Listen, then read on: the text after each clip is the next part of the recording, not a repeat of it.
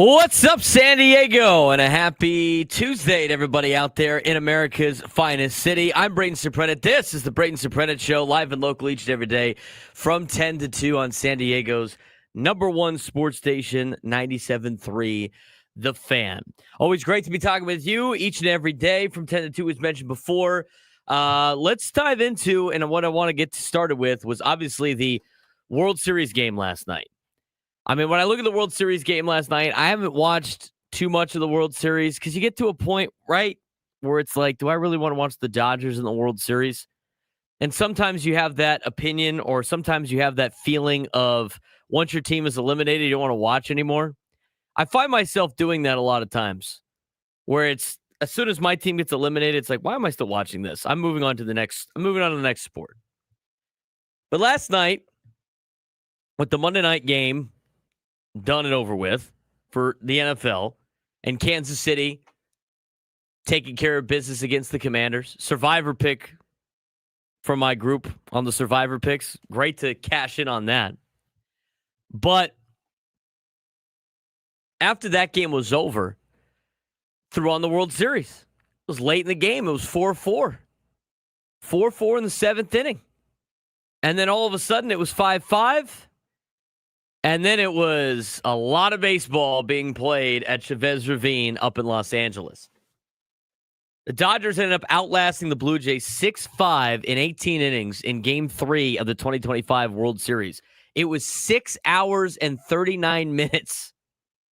They played almost the equivalent of like 3 baseball games in this day and age of baseball, of MLB baseball with pitch clock and all that stuff. 6 hours and 39 minutes.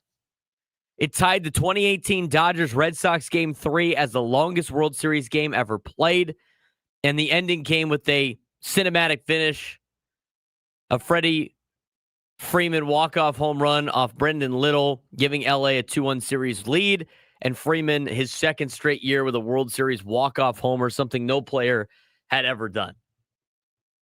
There was a lot to unpack with that game last night. I mean, it got to like the extra inning portion a couple of times, where it just seemed like the game was just dragging on. I mean, Toronto's all their best hitters got taken out of the game. And they went into a portion of extra innings where they were playing a lot of players that weren't starting in the game and guys that couldn't get any hits. I mean, every single inning, the Dodgers seemed like they were threatening, almost every single inning. And the Blue Jays did a good job with their pitching staff. But overall, with the Toronto Blue Jays, I mean, they couldn't get any hits. They couldn't get any hits when it mattered. And so now they drop in the series 2-1. They left a record 19 runners stranded and had a brutal night of missed chances, strange plays, and base running blunders. The Toronto Blue Jays did. Here's some of the things that they had happen last night. Bo Bichette was picked off first base after misreading a strike call. George Springer, Toronto's emotional leader, exited with an injury in the 7th inning. Blue Jays used every position player, and their 67 team at-bats set a new series record. Dodgers, for their part, set a series record by using 10 pitchers, including a surprise 12th inning relief appearance by a retiring Clayton Kershaw. The unsung hero, though, for them was reliever Will Klein, a recent call-up who threw 4 scoreless innings in extras, the longest outing of his professional career. In total, the teams combined to leave 37 runners on base and 6 runners thrown out and played 18 innings without a single double play. The game swung from a slugfest early to a war of attrition late until Freeman finally ended it with 1 swing. The win was crucial. Teams that win Game 3 of a 1-1 series go on to win the World Series nearly 70% of the time and 60% when doing so at home under the current 2-3-2 format. So a big look at last night's World Series game. I mean, I put that game on while working on football, and then at the same time, like, I ended up finishing what I needed to do, and then I started watching more on the couch. I ended up falling asleep on the couch and then waking up to Freddie Freeman getting interviewed after the game. That's what I ended up waking up to last night. But the Dodgers ended up taking Game 3. It's frustrating to see. To me, like, I don't know. This World Series is kind of like a win-win. If they win, the Dodgers do, maybe they'll change some things in Major League Baseball. It's also sickening to watch them win. But at the same time, if they lose, then it's like, hey, look, I'll have to watch LA win another championship.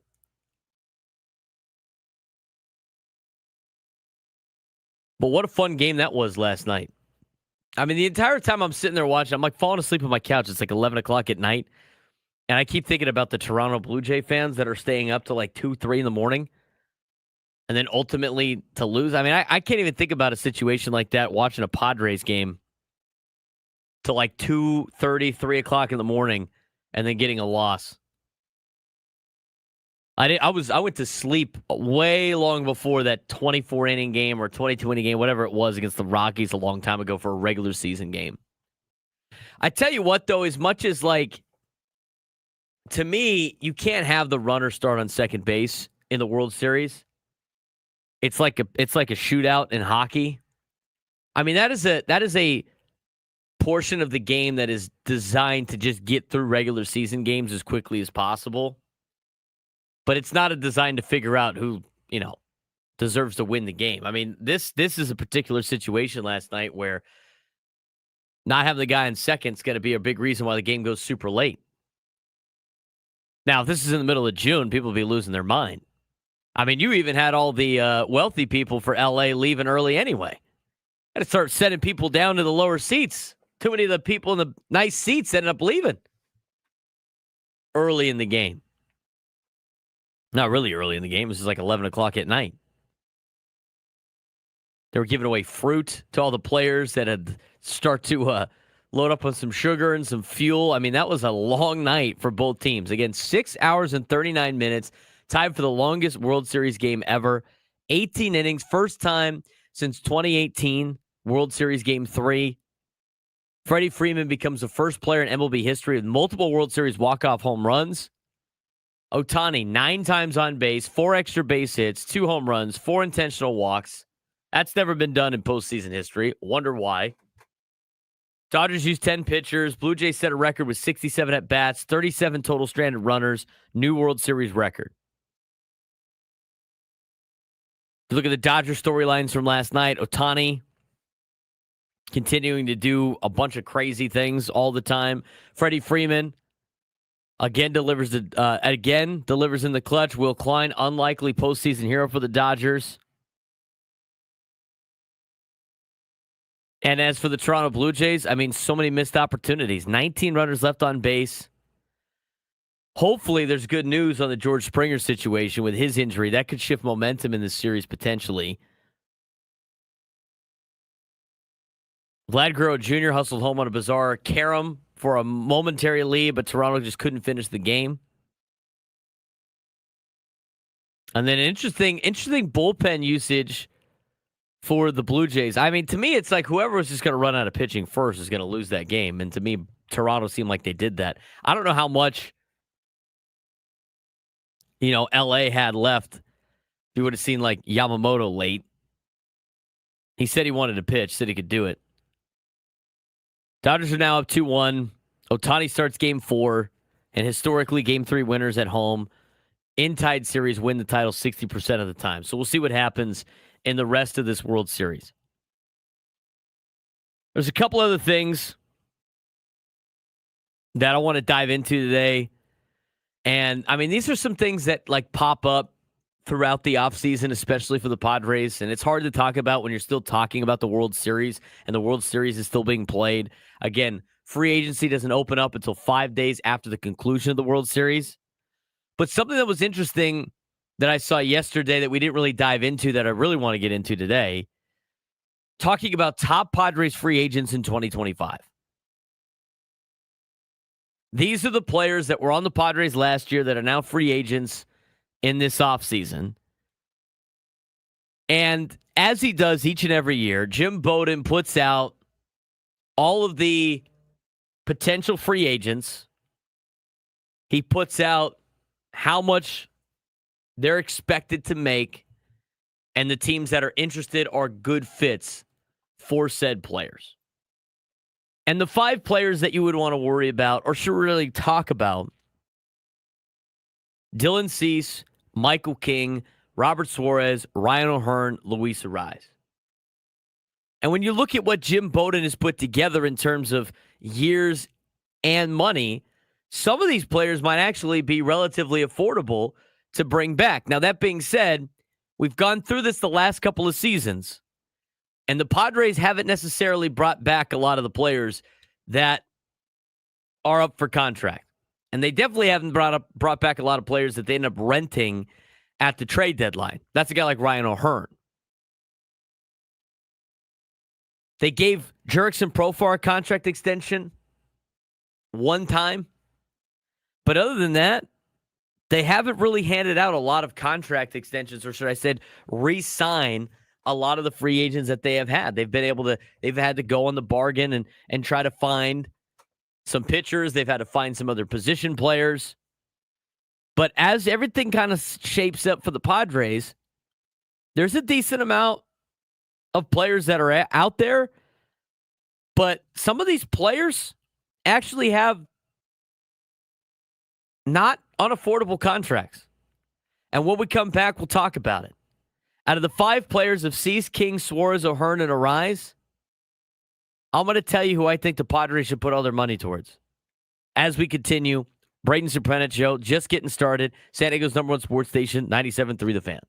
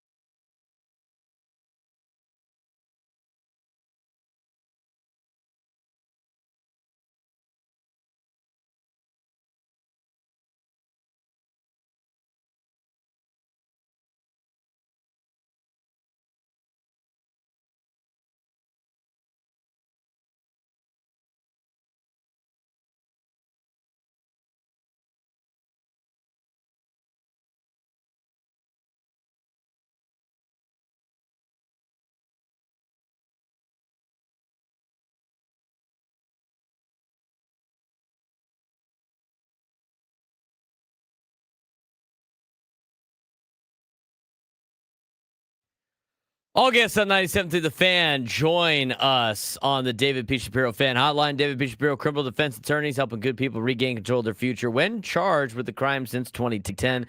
Visit davidpshapirolaw.com. He's Frank Marchese. I'm Braden Surprenant. This is the Braden Surprenant Show, live and local each every day from 10 to 2. San Diego's number one sports station, 97.3 The Fan. I just saw that they showed so they got the what's the morning show at MLB Network? Is it MLB Central or something like that? I think it's MLB Central. Sure. MLB Central's live at Dodger Stadium, as they would be. It is World Series Game 4 tonight. And they brought out the World Series food for Dodger Stadium. Has anybody seen the World Series food for Dodger Stadium? The new food items? I saw they had new stuff. I didn't see what they were, though. I think one was like utterly ridiculous is what it is. Don't they have like a full-on tomahawk? Yeah. I was about to get to that. Great. They got a tomahawk steak. They brought out the surf and turf nachos for the for MLB Central.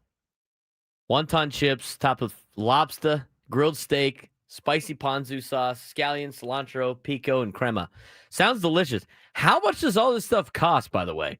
It's like $80 to park at Dodger Stadium for the World Series. There's a lot of parking spaces available from what I saw last night. A lot of seats available, too, it looks like.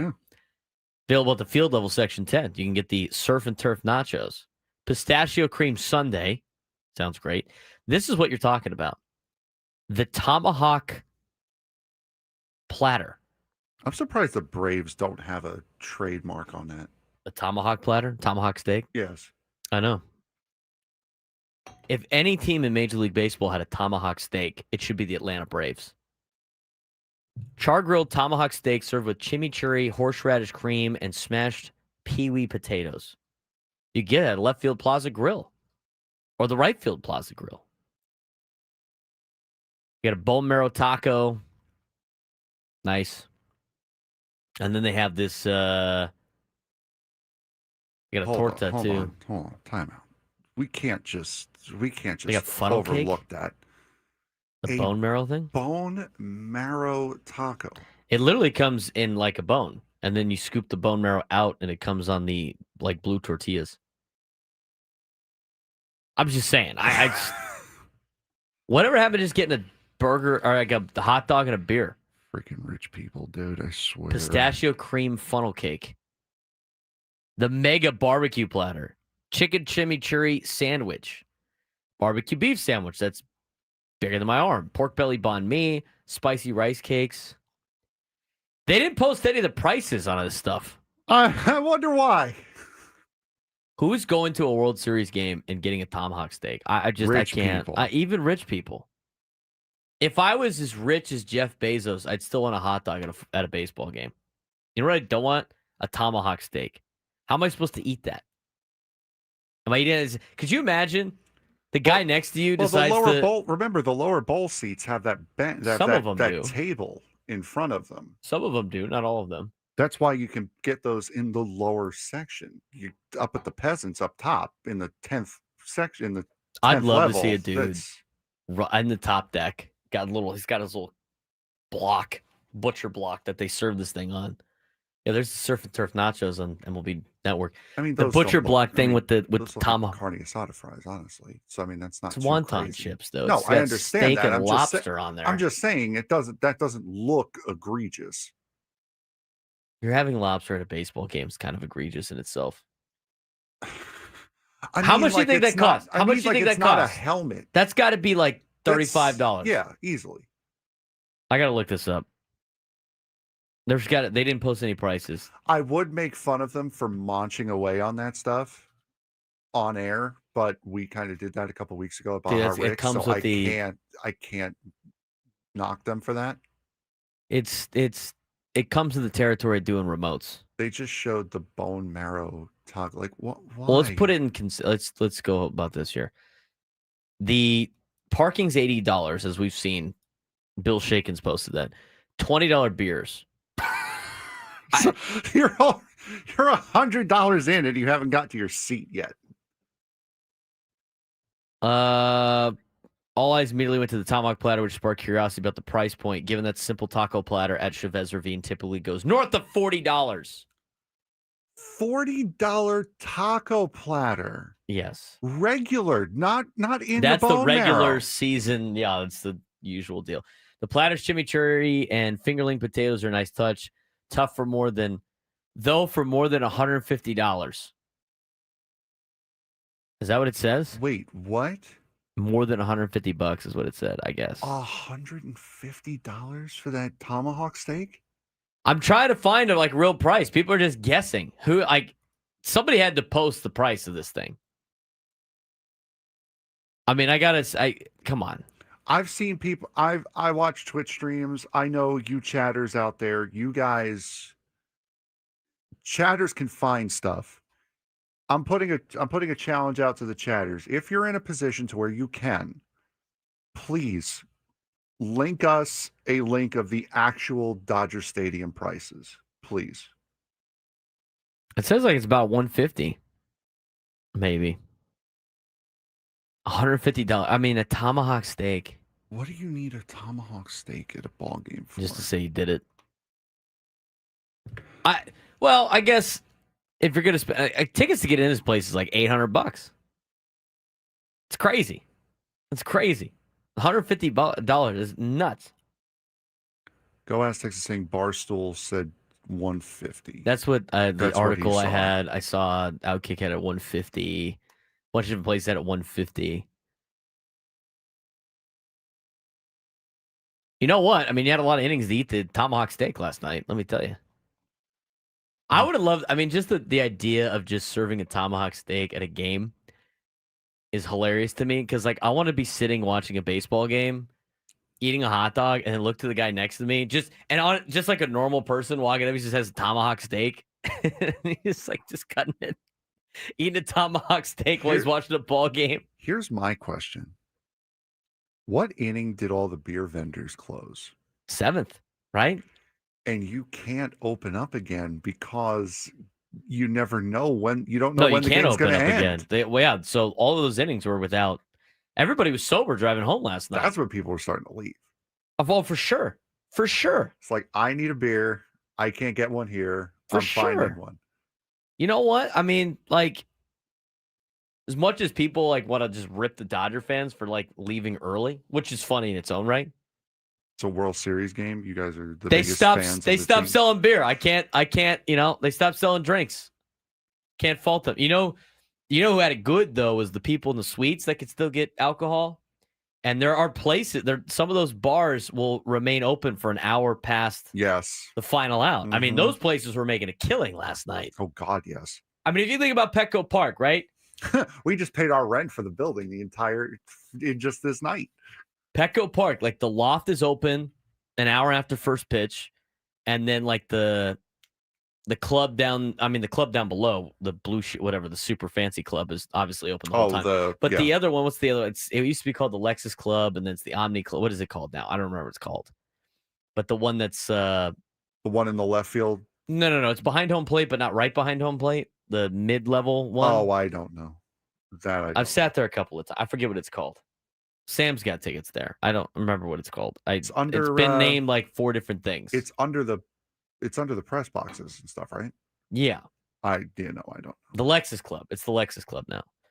Omni, Lexus. I mean, it's been 1,500 different things. That place stays open an hour after first pitch, after the final out too. So there's a couple of those bars at Petco Park that are open like that would have been making a killing last night. That I'm sure was making a killing at Dodger Stadium. I can't people nobody's bitching about the food, dude. Nobody's bitching about the food. I'm just saying it's kind of crazy to serve a tomahawk steak at a baseball game. Is that not crazy? That'd be about literally anything else. I can talk about the food if I want to. It's not crazy. It's wild. It's insane. That is mental. I'm telling you right. Some of that stuff looks really good. I'm a big foodie. I can't when I used to go to games in Texas for the Texas Rangers when I was in college. They were the first of these gigantic monstrosity food items. They had the Beltray Buster, which was a burger that was bigger than my face, bigger than my head, probably. They had a bucket of tachos, which were tot nachos that were so good. Mm-hmm. And then they had like the boomstick stuff. Have you seen the boomstick before? It's like the hot dog that's like 24 inches long. Oh, yeah.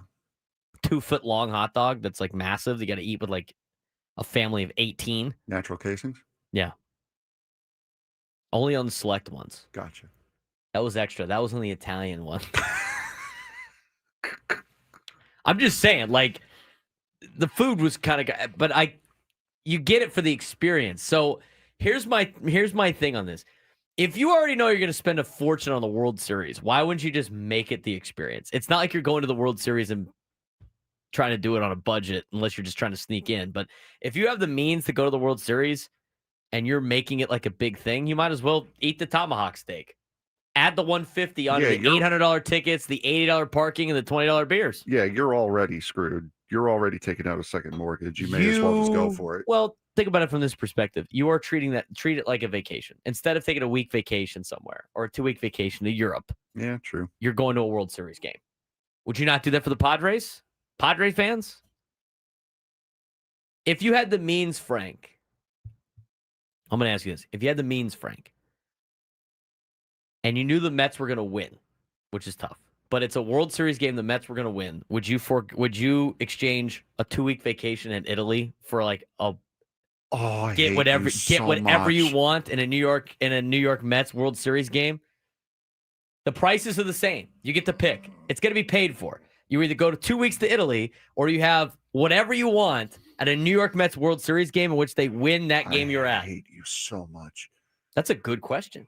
The only honest, if I'm being brutally honest here, the only way I would do that is if I knew it was the clincher. If I knew that it was the game that they needed to win in order to win the World Series, that's the only way I would do that. You wouldn't do it for like game 3? No. What if you knew that the Mets were going to win that World Series? Yeah. If it was no. They were going to win it later. No. But they were going to win that game. I would want it. No, if I'm giving up something like that, if I'm going to blow that much money, I would want to know that it was. It has to be a game 4, 5, 6, or 7. It would be the moment. It would be the game. All right, fair enough. Padres game, World Series, just to say they won. I'd probably do that.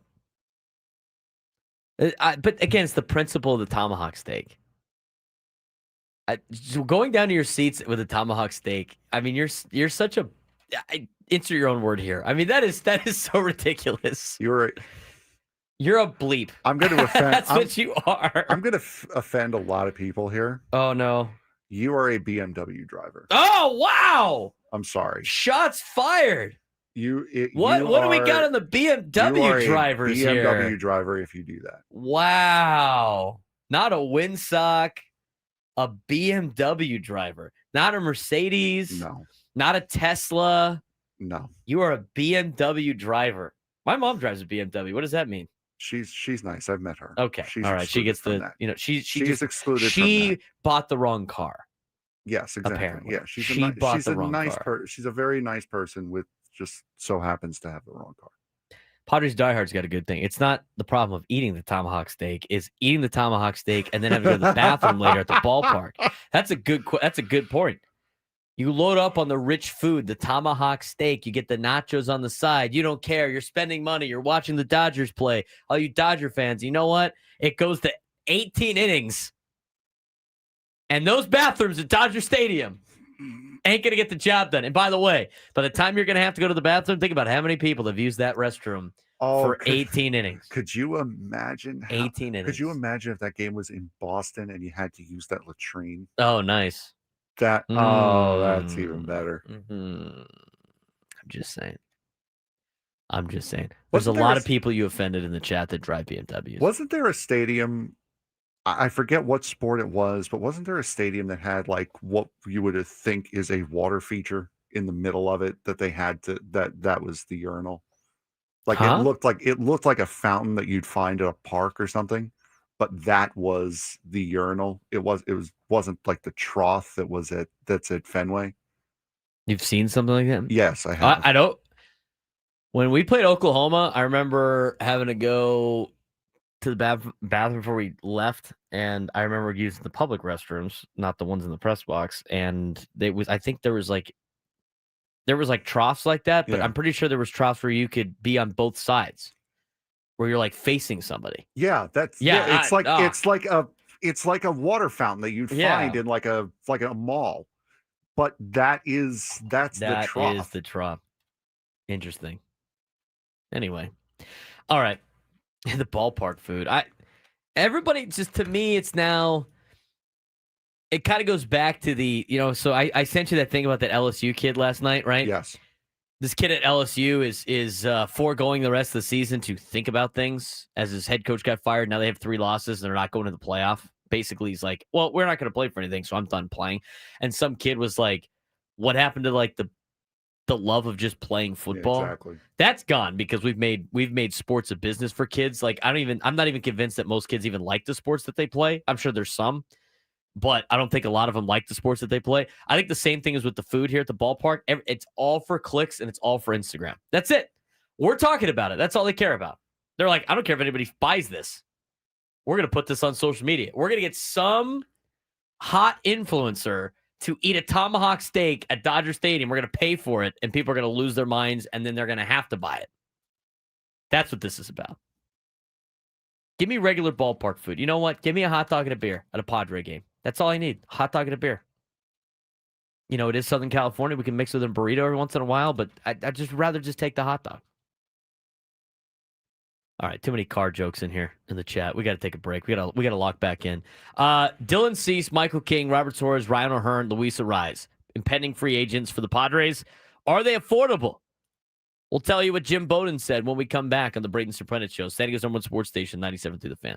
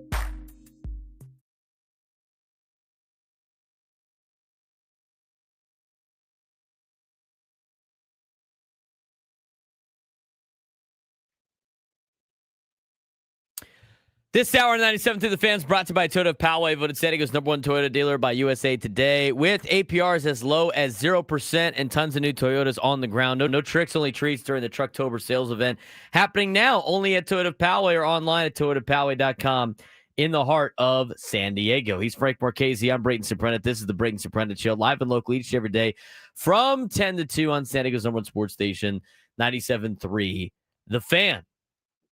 How about Rod hitting up a burrito spot? Quesadilla, broth, and a Mexican Coke. That sounds delicious, Rod. Rod gets to work early, and then he gets out. He's getting his lunch earlier, so he always entices the lunch spell. By the way, we have Mary's Donuts in the kitchen today at work. God bless whoever brought the Mary's Donuts today. That's phenomenal. Phenomenal way to start a morning. Kind of. Donuts. I'm good for 2 donuts, and then it's gut rot time. I don't know how many donuts you can have, Frank, but 2, and I'm like, how big in your they? heyday. I never saw them. They're not. Are they like they're not much. Size donuts, or are they Mary's giant? Donuts, Mary's Donut Shop. And again, rest in peace, Mary, who just passed away a couple of week ago. We talked about that last week. Mary's Donuts is like a traditional mom and pop donut shop. That's what it's like. It's not, they don't have all the, cereal on there. Maybe they do, but at least the ones that I see, it's like classic glazed, classic maple bars, classic cake donuts, all the classic donut shop stuff. That's the best kind of donuts, in my opinion.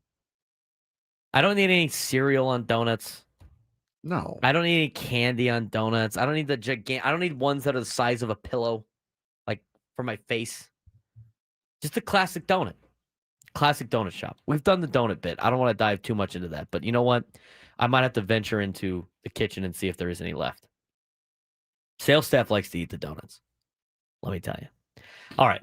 Let's talk about the Padres for a second. As we usually do, it's the Padres flagship station. We talk a lot of Padres baseball. And right now, as we're counting down the days to end this World Series so we can dive into free agency. That's an interesting question. Offseason second. What's in Frank's work bag? I don't need to know what's in Frank's work bag.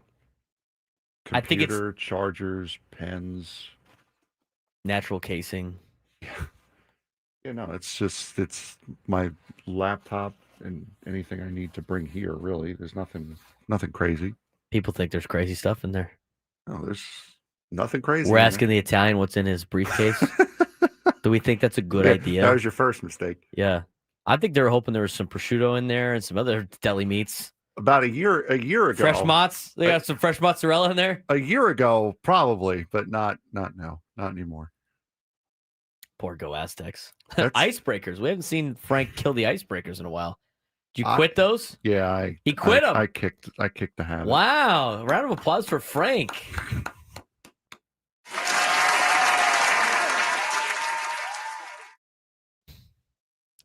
I will say I don't remember if I said it on air on Friday. I know I told you that my stomach sleeve surgery, that was a year ago on Friday.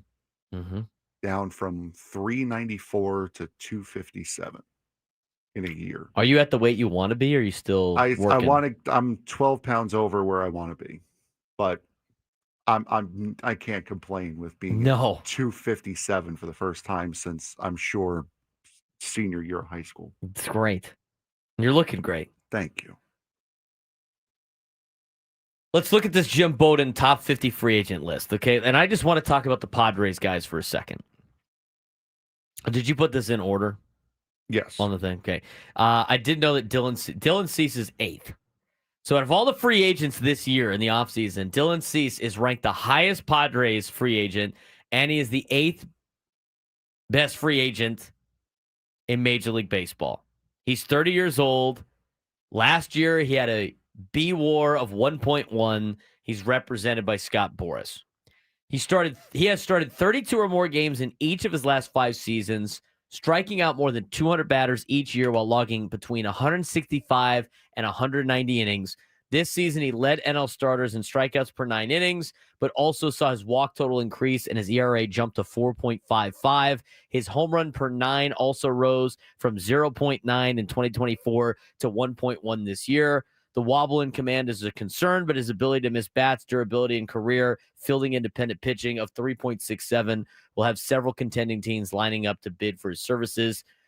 Salary comps, according to Jim Bowden: Garrett Crochet, 6 years, 170. Tyler Glasnow, 5 years, 136. Carlos Rodon, 6 years, 162. Blake Snell, 5 years, 182. He lists the Padres, Braves, Mets, Orioles, Cubs, Giants, Angels, Red Sox, and Tigers as team best fits. He thinks that he's going to get 6 years, $187 million. Thank you for your service. Good luck in your future endeavors. Enjoy your career. You're telling me you don't want to pay Dylan Cease $32 million a year? Funny enough, no. No, neither do I. Believe it or not. I agree with that. I mean, is Dylan Cease really worth $32 million a year?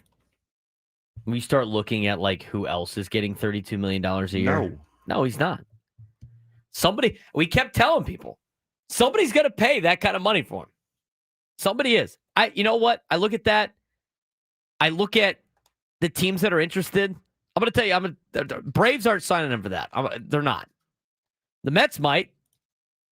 The Orioles are not. They don't like spending money, and they don't spend any money on starting pitching. Cubs, maybe. They seem a little bit more intelligent than that. Giants won't do it. They're not spending money. Red Sox won't do it. Tigers definitely won't do it. Why would the Tigers sign Dylan Cease when they're willing to part ways with Tarek Skubal? Did you see that, by the way, that report? Yes. Are you kidding me? Him. They're looking to trade Tarek Skubal, but they're going to spend $32 million on Dylan Cease? Hell no. Bye-bye, Ethan Salas. Bye-bye. Might be a crazy winter meeting. I mean, every year San Francisco is always like, we're going to spend money, and then they never do. So maybe they'll spend money with Buster Posey. Why do you need to spend money when you won the trade deadline? True. Also true. You know what the name I didn't say that I think is the bet that I think would totally sign Dylan Cease? The Angels. That's got an Angels signing written all over it. Yeah, it paying $32 million for Dylan Cease. Well, we need pitching. We like spending money on worthless things. Meanwhile, we're going to have our manager only manage for a year. I'd give Dylan Cease probably $25 million a year. And I still think that would be a little bit of a lot. What do you think, Frank? How much would you give Dylan Cease a year? I wouldn't give him 32. Absolutely not. Between 20 and 25. That's what I'd give him. Yeah, that's what he's probably worth. And that's on the low end for a starting pitcher, which based off of these last couple of years, especially last year, how is he worth more than that? When you saw last year, his effectiveness was one time through the order. That's it. You can give him a qualifying offer, right? I would give him a qualifying offer just for the compensatory draft pick. Yes, 100%. Because he's not going to take it. No, I got to see. Did they announce how much the qualifying offers are going to be this year? I think it's 22-1. I think. I know it's 22 something. I think it's 22-1. Last season it was 22.025. So I don't know if they've announced this year's yet qualifying offers. Oh, here you go. This year's top qualifying offer candidates. He should be one of those, I would imagine. Yeah, he is. He's one of those qualifying offer guys. I'd give him a qualifying offer. Robert Suarez also a qualifying offer guy. Luis Ariz is a qualifying offer guy. Michael King. Everybody but I think O'Hearn is a qualifying offer guy. Yeah, no, it's 22,025. That's what it is. That's what they're going with this year? Yeah. Our favorite network posted that on October 14th of this year. I'm giving him a qualifying offer. 22-1 effectively. Qualifying offer and a thank you for your service. Yep. Moving on. Right. All right. Scratch him off the list. The next highest Padres free agent, that's a free agent this year, is Michael King, who's got a mutual option. Probably not going to take it. He's also 30 years old. He had a 1.2 B WAR in 2025. Think about that. He had a higher B WAR in 2025 than Dylan Cease. He played like half the games. Not even that. He played like a quarter of the games that Dylan Cease played. He's represented by Excel Sports Management. Not a Boris guy. Entered the 2025 season as the potential number one free agent starter in this class after going 13-9 with a 2.95 ERA. However, he was placed on the IL on May 25th with a pinched thoracic nerve. And when he returned on August 9th, he only threw 17 2/3 innings over the remainder of the regular season and only one inning in the postseason, striking out 3 of the 4 batters he faced. His medicals were determine the type of contract he gets this offseason, and it is difficult to predict his contract without seeing those records. With that caveat, and taking into account the potential injury risk, I'll predict Jim Bowden. He'll land a similar contract to what Nathan Eovaldi got for the Rangers and Sonny Gray got for the Cardinals, even though King's considerably younger than both. That said, if the medicals are completely clear, I can see him getting a 5-year deal in the 140 range. He has him at 3 years, 75. I'd give him that right now. It's if Yu Darvish retires, I think it's a no-brainer because that frees up Yu's money. If that is a no-brainer if Yu Darvish retires. If he doesn't, I would still want him back, but I wouldn't be overly thrilled at that price. But if Yu Darvish retires, that's a no-brainer. He's a Padre next year. If Michael King says yes to 3 years 75, you're writing that offer right now. Oh yeah, 100%. Even if, because Jim Bowden's worried about his medicals. We talked about the medicals with this guy, right? I mean, it was like a knee was the only... He slept on his arm wrong, and it knocked him out for a long period of time. The only thing It's kind of a fluke of an injury. It's not like he's an injury-prone pitcher. Right, but it also doesn't look good that he had these injuries after he threw his first full season as a starter, and he wasn't great at the start of the year when he did. We're waiting for him to ramp up, remember, when he went down. So that might give you some pause as well, as he had a lot of injuries and missed pretty much his entire second season as a starter. And what he did prior to getting hurt, fluky or not, wasn't knock your socks off impressive. Before he got hurt? Yes. He was doing all right. I remember the conversations we were having about him. We were waiting on him and Cease to turn the corner. We were waiting on Dylan Cease to turn the corner for sure.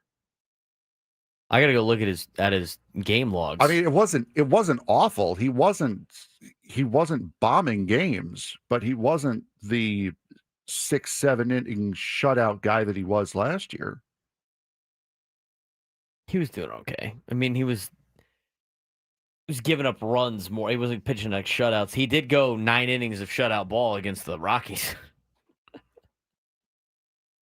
So he pitched a shutout against... In his games before he got hurt, Denver he Little pitched League 10 games before he got hurt. He had a 2.59 ERA. That's solid. That's solid. It's a little bit better than I thought. He was 4-2 with a 2.59 ERA, gave up 16 earned runs, had 64 strikeouts to 17 walks, 3.26 fielding independent pitching in those 10 games. Like I said, he wasn't like, he wasn't ace stuff, I guess, but that's a really good start of your rotation. Anthony, we agree with you, by the way. How does he not start game 3? That we've said that the next morning. Unless they thought he was even more hurt than he actually was. But maybe the Padres can use that to their advantage, where teams are afraid, like you, on a sense of, well, Maybe this is a problem after he threw the most amount of innings he's ever thrown. And so now we're not going to offer him, and maybe the price goes down to the Padres can get him for a deal. I mean, for a fact, if the Padres offer him 3 years, 75, AJ's throwing an opt-out in there once or twice. Absolutely. Because and I think that'd be worth it. I'd sign Michael King to that. You know what? And the other deal, the 5-year 140, I'd sign Michael King to that deal too. This is going to be a very difficult offseason for free agency. It is. There's not a lot of better options out there. We'll talk about some of them when we come back on the Braden Surprenant Show.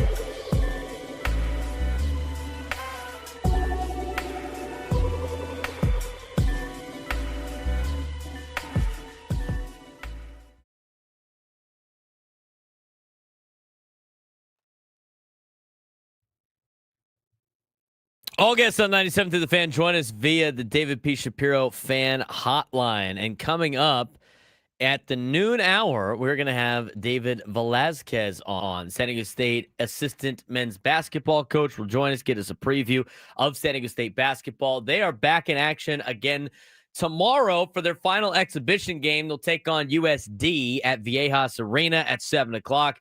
I will be there on the call for USD basketball at usdtoreros.com. So it'll be a nice little in-town game between USD and San Diego State. We'll get a preview of that, but also a preview of the Aztecs basketball season, who are expected to have a really big year. A lot of great players on this Aztecs team. So we'll talk with David Velasquez in the noon hour. And, of course, all guests join us on the David P. Shapiro Fan Hotline. David P. Shapiro, criminal defense attorneys, helping good people regain control of their future when charged with a crime since 2010. Visit davidpshapirolaw.com. All right. Let's break this. We're talking about the free agency period and everything like that. And we've gotten some initial now reports or suggestions or more predictions about what players are going to get contract-wise. And it's good to get this. Like, I love what Jim Bowden puts this out because it gives a kind of guideline of, give or take what it's going to cost to bring some of these players back. He talks to a lot of general managers in baseball, a lot of scouts in baseball. He is a former general manager himself. So take everything that he says for what it's worth. But the reality is he kind of knows figures of what players should be able to get. And as a former general manager, he's somebody that's going to be looking at a number and be like, you know what? This is kind of what I would offer at this point in time. So we talked about the two biggest free agents for the Padres in terms of the starting pitching, something that the Padres need in Dylan Cease and Michael King. The amount of money that Dylan Cease is expected to get, according to Jim Bowden, to me and Frank, thanks for the memories, $31 million a year, $32 million a year. Yeah, no thank you. Thanks, but no thanks. As for Michael King, a lot of it is based on how healthy he is. I view his injury as kind of a fluke of an injury that he got. And then you look at the two breakdowns of Jim Bowden that he had for Michael King. It's one is if the medicals are not great, a 3-year, $75 million contract. If the medicals are fine, a 5-year, $140. I would give him both of those contracts. I would put both of those contracts. I would give them both. I think that's affordable. Anything to me from Michael King under $30 million a year, I think is worth spending the money on. You're going to have some money freed up with Eric Hosmer. We'll see what happens with Yu Darvish. But this team needs starting pitching. They don't have a lot of it. It'd be good to bring back an anchor like Michael King. You re-sign Michael King, then all of a sudden you don't have to have that massive conversation about Adrian Morejon or Mason Miller or both potentially trying it out to be a starting pitcher in the future, which I still think is worth the shot in spring training. But that being said, if you make it easy, you can make it easier for yourself. Then you could go out and get Michael King and bring him back and put him part of this team that's expected to be, a contender again in 2026. Now, I want to go through a couple more of these Padres before we transition into the strategy of this year's offseason because of what's looming at the end of next regular season. And there is strategy involved by both the players, their agents, and the general managers and the teams about some of these contracts because of the uncertainty, because of what potentially can come or what might not come in the next collective bargaining agreement. So we've gone on Jim Bowden's top 50 free agents in order. Dylan Cease was ranked 8th. Michael King was ranked 13th. And Robert Suarez was ranked 15th. Robert Suarez is 34 years old. Robert Suarez, a 2.3B WAR. Okay, solid. Represented by a Muse Sports Agency. Suarez and Edwin Diaz will be the most sought-after closers in this year's class. Suarez led the National League with 40 saves, posting a 2.97 ERA with 75 strikeouts over 69 and two-thirds innings. Logged a 2.17 ERA during the second half of the season with 32 strikeouts and only 4 walks in 29 innings. Padres are expected to move on from Suarez because they're unwilling to commit to a long-term contract and dollars he's expected to get in free agency. Mason Miller, who was acquired at the trade deadline, will take over as the Padres' full-time closer next year, according to Jim Bowden. And they feel their strong bullpen depth will be enough as if Suarez departs. He does list the Padres as a best team fit, but the salary comps: Josh Hader, 5 years, 95; Edwin Diaz, 3 years, 64; Tanner Scott, 4 years, 72. Tigers, Red Sox, Braves, Yankees, Dodgers, Mets, Padres, all best team fits.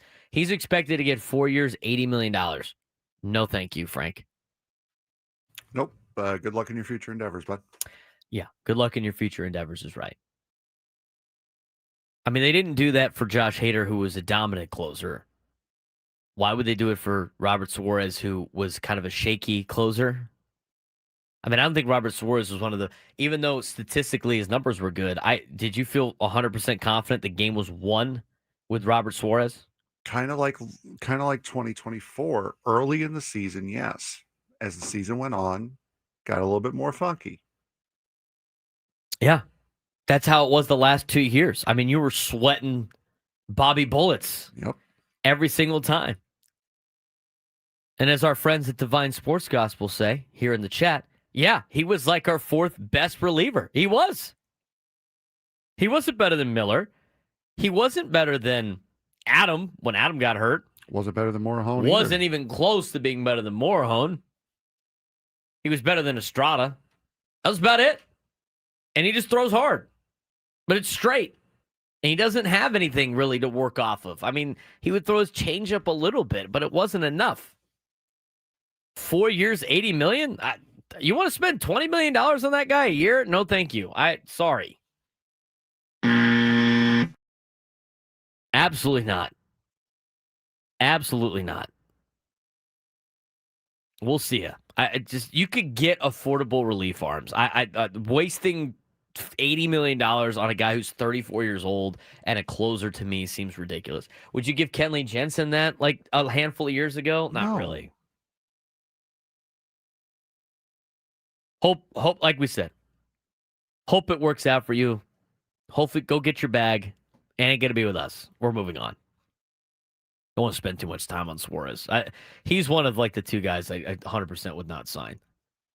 Would even like consider a conversation. Moving down the list to the next Padre on said list, we get to Ryan O'Hearn. Ryan O'Hearn is ranked, 27th best free agent in baseball, according to Jim Bowden. Okay. 32 years old, lefty-lefty, 2.4 B WAR, played for the Orioles and the Padres. Republic Sports with a K is his agency. Spent the first half of the season with Baltimore, hit 283, 13 home runs in 94 games before being sent to the Padres. The deadline with San Diego, he hit 276. His power dropped significantly. 463 slug in Baltimore, 387 in San Diego. O'Hearn has developed into an everyday player with the ability to hit around 280 with 15 to 17 homers. He is a below-average defender, both in the corner outfield spots and at first base. He has solid hands but lacks range. This is the first time as a free agent, but he's likely looking at a short-term deal. Short-term deal. Salary comps. Max Kepler, 1 year, $10 million. Mike Yastrzemski, 1 year, $9.25. Lourdes Gurriel Jr., 3 years, $24 million. Best team fits: Padres, Pirates, Twins, Rays. He expects him to get 2 years, $24 million. Would you give Ryan O'Hearn $12 million a year? 1,000,000%, yes. I would too. Guy was hitting, 294, 293 when he got traded here? I absolutely would give him that money. I'd bring him back. I think he'd be a good first baseman. I think you need a power hitter on the team. I know his power numbers have gone down significantly in San Diego. But when comparing power numbers between playing in Baltimore every day and playing in San Diego, they're going to go down. He was a lot better of a defensive player than Jim Bowden makes it out to be. I'd give him 2 years, $12 million. I mean, at this point in time, that's like kind of the going rate for certain players. Jake Cronenworth's getting $12 million. And why did his production go down? Because he wasn't playing every day. That's part of it, but you have to include the Baltimore factor is slightly different. That's a bandbox over there. 100%. I mean, that's for power numbers. Because he didn't hit well. He didn't hit well with the Royals before he became an Oriole. That, of course. So that is my slight concern. But for $12 million, absolutely. Yes, 1,000,000%. You bring him back. He seems like he liked it here. I mean, he fits into the ball club. I liked him being on the team. He's a veteran guy now. 2 years, $12 million sounds good. To me, that makes sense. And you could take the $12 million that you're going to give Hosmer and just give it to Ryan O'Hearn. Let Suarez walk. Let some of these other guys walk. I mean, to me, he's the guy. Out of the 5 players, we talked about it. We talked about 4 we've talked about already. We're going to talk about one more. I'd bring back O'Hearn, and I'd bring back King. And then I'd go find some cheaper options for other things. Because now all of a sudden I have to spend I'm spending all my money on King. And Ryan O'Hearn is like a mid-tier guy. Ryan O'Hearn is the perfect example of these bats that you need to get. That why didn't you get this bat during the offseason? And instead, why are we taking these risks with guys like Jason Hayward? This is the type of player we're talking about. This is what Jock Peterson got 3 or 4 years ago, where you're like, why isn't this guy getting a contract? And instead, they're decided to go with Nelson Cruz for $1 million. I'd rather do this.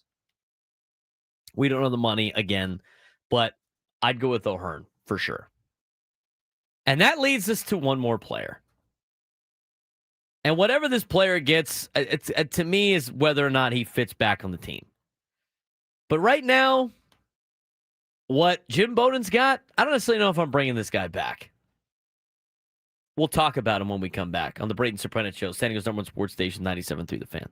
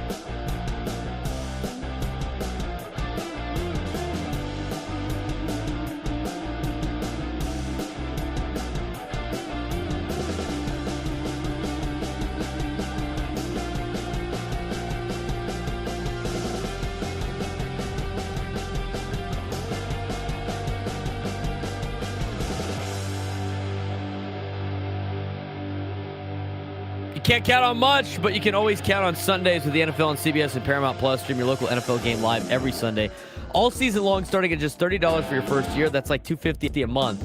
Visit ParamountPlus.com/NFL to get started today. All right, 5 free agents for the Padres this year: Cease, King, Suarez, O'Hearn, Arise. At least the 5 free agents that are ranked in the top 50 by Jim Bowden. We've talked about 4 of them. We've talked about Cease, we've talked about King, we've talked about Suarez, and we've talked about O'Hearn. At the prices that Jim Bowden projects that these players will get, Frank and I think, are in agreement. Thank you for the memory, Cease and Suarez. Hey, here's a contract offer for Michael King and for Ryan O'Hearn. Are we in agreement with that? 100%. And I think those are relatively cheaper numbers that can coincide with what you're spending money on and what 2026 is going to look like, and how much money they're going to spend. And I'm sure we'll get some articles about that. We'll see that multiple times. We'll see Kevin Acee write a report about how much money they're not going to spend, and then Dennis Lin will write a report about how much money they will spend, and then they'll just go and do their own thing during the offseason, and we'll be locked in spring. But to me, like, some of these players in the contracts makes a lot of sense. Now, let's talk about the last one. 28-year-old Luis Arise. Bats left, throws right, 1.3 BWAR. MVP Sports Group is his agency. If you missed it, some of these projections. Suarez is projected, because somebody asked, 4 years, $80 million. $20 million a year for Robert Suarez. 3 years, $75 million on the low end for Michael King if his medicals are not great, according to Jim Bowden, which apparently is a concern for a lot of teams. It's still relatively affordable. 6 years, $187 for Dylan Cease. Ryan O'Hearn, 2 years, $24 million. Those are the projected numbers. $12 million a year for Ryan O'Hearn. I think that to me is the going rate for a player like him, who, by the way, was an all-star last year. Now, let's talk about Luis Arise. Arise has won batting titles as a member of the Twins, Marlins, and Padres, winning them in 3 consecutive years from 2022 to 2024. That streak ended this year when Trey Turner of the Phillies won the NL batting title, and Arise finished 4th. The 3-time All-Star and 2-time Silver Slugger Award winner continues to hit for average and create traffic, although he does it without much pop or production. He's never hit more than 10 homers, scored 90 runs, or driven in 70 in a season. Arise has a slow bat, but he squares the ball up at an elite level and doesn't swing and miss. At times, it's like he has a tennis racket. The way he places the ball over the field. At this stage of his career, he's mostly a first baseman, but is a below-average defender. Salary comps: Gleyber Torres, 1 year, $15 million. Jeff McNeil, 4 years, $50 million. Best team fits: Padres, A's, Pirates, Rockies, White Sox, Angels. Contract prediction: 2 years, $30 million. That's all from Jim Bowden's article. There's a lot of things to unpack here, okay? One of them, let's just start from the perspective of what Luis Arise is. Luis Arise is a contact hitter that doesn't hit the ball very hard, hits for a higher average in baseball, but what makes him valuable is him hitting at an elite average level of hitting like over 300, something he did not do this year. Like, he needs to be hitting like 320, 330 for Luis Arise to be worth anything for your team, in my opinion. I think Luis Arise is a valuable baseball player. I don't think he is as valuable as what he is expected to get in a contract. He's not worth $15 million a year. He's not. I'm sorry. He's not. Not when you're trying to save money. I would rather just not bring him back at all and use that money that you were going to waste on him to get more starting pitching or put somewhere else. I think he's a valuable player when used properly. I don't think the Padres used him properly last year, and I don't think he's worth $15 million a year. Let's talk about that's one.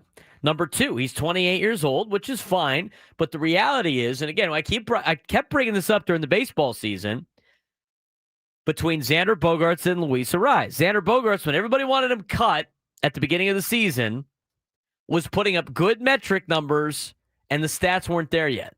And then the stats eventually caught up to his metrics. His swing speed was good. His exit velocity was good. All of the aging metrics were good. With Luis Arraez, they weren't. His exit velo was not good. His swing speed is not good. I mean, a lot of the metrics for Luis Arraez are trending in a negative direction at age 28. It's going to plummet by the time he gets to age 33. If you want to bring him back on a one-year deal, fine. Fine. But it better be under $15 million a year. And if that's not the case, you let him walk. To me, if he can only play first base and he's a below average defender, I would rather use the money to get a power hitting first baseman or a power hitting DH than a contact guy. That's what I would do with him. Yeah, batting him ninth would be not a bad idea. I'm not spending $15 million on a guy that's batting ninth. I'm just not going to do it. Not when there's other problems that the Padres have. Not when they are close to the top of their budget, as they've said that they are. It's not worth the $15 million. Here's the other thing. Let's just point this part out. Anybody pay attention to the teams I said are best fits? According to Jim Bowden. Anybody recognize those teams? Frank, let me ask you the question here. Mm-hmm. Did you see all the best team fits for Luis Arraez? I wrote them. You're looking at them right now because I'm looking at the article. You're looking at the sheet. Aside from the Padres, what do all those teams have in common? They're not, how do you put this lightly? I'll re-say the names just so everybody can get it. Padres, Athletics, Pirates, Rockies, White Sox, Angels. What do all of those teams, aside from the Padres, have in common? They're not... they suck. Yeah, they're not good. They suck. They're teams that suck and don't spend any money on anybody. Luis Arraez is perfect for those teams. Because if Luis Arraez signs with the Pirates could be like, look, we brought in this guy. We paid. It's an affordable upgrade. It's a name guy. He's won batting titles. Look at this new star we have. It's Luis Arraez. They'd love him in Colorado. They don't really care. They're drinking Coors Lights anyway, and they're just going to the game. They don't even know what's going on. They're watching the Triceratops walk around. They're not even watching the damn sport. Chicago White Sox would love Luis Arraez. Here he is. Here's our new star. He's won 3 batting titles. Yay. The Triceratops walking around? Yeah, in Colorado. You haven't seen the purple Triceratops walking around? Squirrel. Barney's cousin. His name's Dinger. But again, those are the teams that are best fit. To me, do you think the New York Yankees are spending anything close to $15+ million for Luis Arraez? Probably not. No. Think the Phillies are doing that? The Dodgers might, just because they like to stick it to the Padres sometimes. But I look at the team, even the teams in the division. Would you be worried about Luis Arraez being a Rocky if you're a Padres fan? Would you be worried about him being a Rocky? Would you worried about him being a Diamondback? No. No. Would you worry about him being a Dodger or a Giant? No. No. Probably not. I think Luis Arraez, great guy, happy guy, fun guy, like the energy. Beats up Macias' chest after a knock. It's fun stuff. It ain't worth $15 million a year for a team that's trying to win a World Series. It's just not. It is not. If you get him for less than $10 million a year, sure, sign him. Not for $15 million a year. No, sir. No way. Absolutely not. Not for the intangibles he brings. The intangibles that Luis Arraez brings, which is valuable if you're paying him under $10 million a year. If you get a player like Luis Arraez, high contact guy, hits for a high average, not a lot of pop, you can bat him at lower in the order, that's great. But he shouldn't be being paid near the middle or top of your lineup. That's not something you should be spending a lot of money on. He unfortunately is the product of a bygone era. Thank you for the memories. Thank you for reminding us of the good times with Tony Gwynn. But I mean, he doesn't to an extent, right? Tony Gwynn is so much better. No, I'm just saying, like just that thought of a slap hitter, contact slap hitter back, not just in baseball, but back in San Diego. Thank you for the fond memories. Thank you for kind of bringing that nostalgia back. But that's really all he offers. He's not fast. Average defender. He shouldn't be playing first base. He's not the archetype first baseman. He'll run into a couple fastballs every now and again for home runs. But if he's not hitting, he doesn't hold much value. And in this game, in the game today, you need to have something else that draws people in. And that's, unfortunately, the era where he would be a megastar has come and gone. You mentioned if he's not hitting to the level that he was hitting from 2022 to 2024 when he won those batting titles and he was an all-star, he has nothing else to offer. He has nothing to offer you. Bless you. Again. Yeah, when Luis Arraez was hitting 316, 354, and 314, 2025, 2026, 2022, 2023, and 2024, when he was 25, 26, and 27 years old. Mm-hmm. Yeah, he's valuable. 375 on base percentage, 393 on base percentage, 346 on base percentage. He's valuable. OPS 795, 861, 739. Valuable. All OPS pluses over 100. He's valuable. Last year, no. And if you watch, he hit his peak of 2023, and then it's starting to come back down. And I'm not going to sign him on the way down on a 2-year deal for $15 million a year. And for a guy like Luis Arraez, when he started here, he had a 4-hit game his first game here in Arizona. You start to think, how in the world has this guy bounced around through so many different teams? The more and more you watch him play, and the more and more you begin to realize that he is just a one-dimensional player, you start to understand, yeah, I kind of get why he's bounced around so many teams. Yeah. Again, we're not saying he's a bad player. We're saying because Jacob's like, he's got 181 hits. What do you mean he's not hitting? Not him hitting at the level that he was, where he was getting 200 hits and hitting 354. That is valuable for a contact hitter. If the contact hitter's just hitting 292, which seems like a lot for a lot of teams, but it's all singles, he's not helping with driving and runs, his value is no longer there. It's not worth the $15 million a year anymore. Especially not for a guy that's going to hit you in a bunch of double plays and batting second. It makes no sense. Yeah, again, if he's hitting 333, like Civil in the chat understands. That is what makes Luis Arraez valuable, being a contact guy at an elite level, not a great level, an elite level. He needs to be like the best freaking hitter in all of baseball every single year if he's going to only just be the singles guy. When your game is as one-dimensional as Luis Arraez is, you need to be so over the top, so over the top good. There was a word there I lost. You need to be so over the top good at that one thing to make everything else not matter. When you are just as good at doing that one thing as everybody else is, all the other faults kind of rear their ugly head. Well, let's ask the question: O'Hearn for $12 million a year for 2 years, or Arraez for $15 million a year easily. For 2 years? I agree. Easily. A first baseman should have at least a little bit of pop.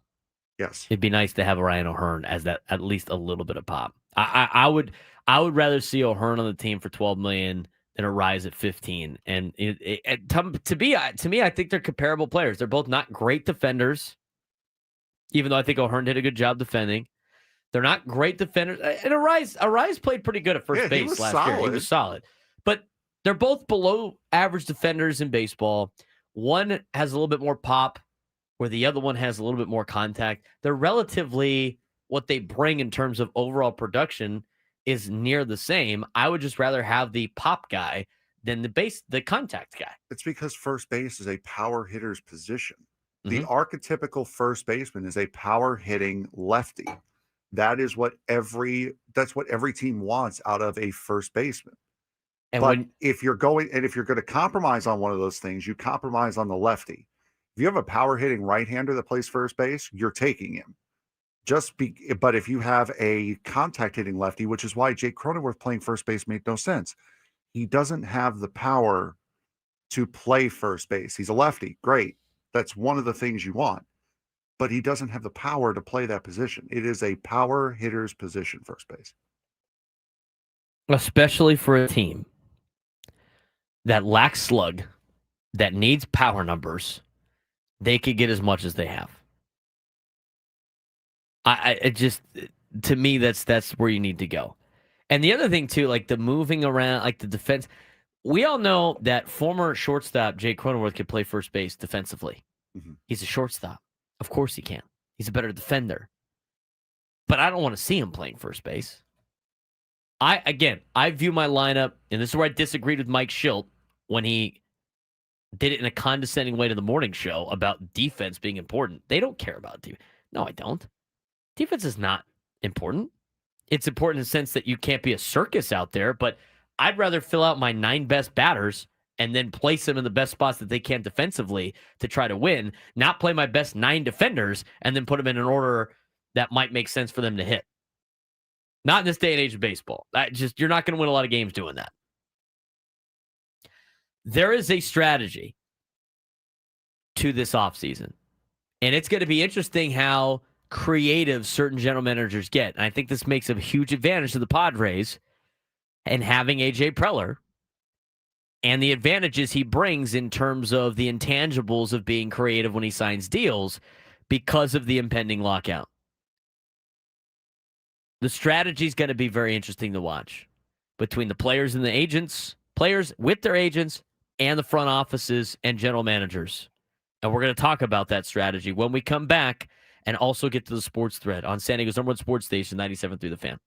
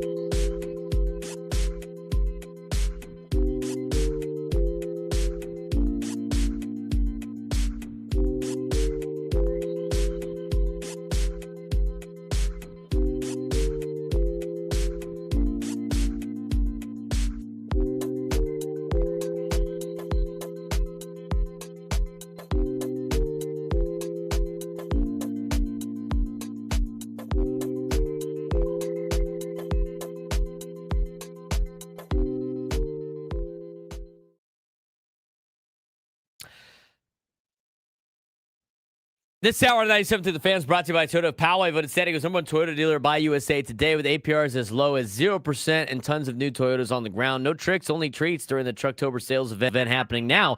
Only at Toyota of Poway or online at toyotapoway.com in the heart of San Diego. He's Frank Marchese. I'm Braden Surprenant. This is the Braden Surprenant Show. San Diego's #1 sports station. 97.3 The Fan. Talking about free agents we would re-sign, free agents that we would not, based on what a prediction would be in terms of cost via Jim Bowden. Now, this could be whatever it is. Take it for what it's worth. He could be on, he could be off. It's a good ballpark frame. And to me and Frank, based on these numbers that Jim Bowden put out, I would re-sign Ryan O'Hearn and I would re-sign Michael King. I would let Luis Arraez, Robert Suarez, Dylan Cease walk. Those are the 5 free agents that are on his top 50. But to me, that's how I would do it. And I just, based on the numbers I'm seeing from Luis Arraez, I can't look at it and be like, this is somebody that, I got this, you can go sit down. This is somebody that is going to drastically improve. It's just not. Because he's shown that he isn't improving. He's getting worse. He's getting worse. I mean, just look at his numbers. And he's already at 28. And if you look at his swing speed, and if you look at all of his aging metrics that all these MLB teams look at, it's not going to get better. It's not going to get better at all.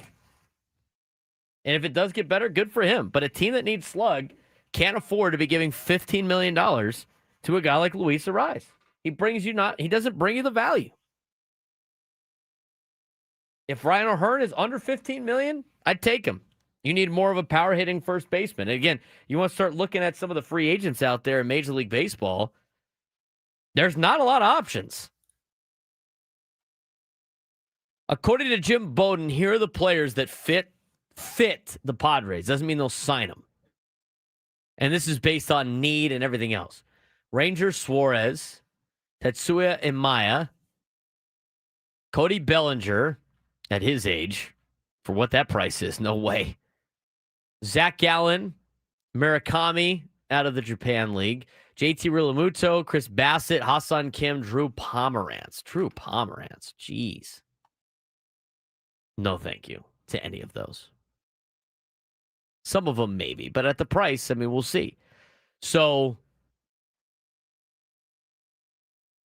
you look at where everything is with some of the players, you got to bring back some of these guys. I just don't see, Frank, how a guy goes from hitting 316, 354, 314 down to 292 and having one of his worst statistical careers is going to drastically improve from that. No.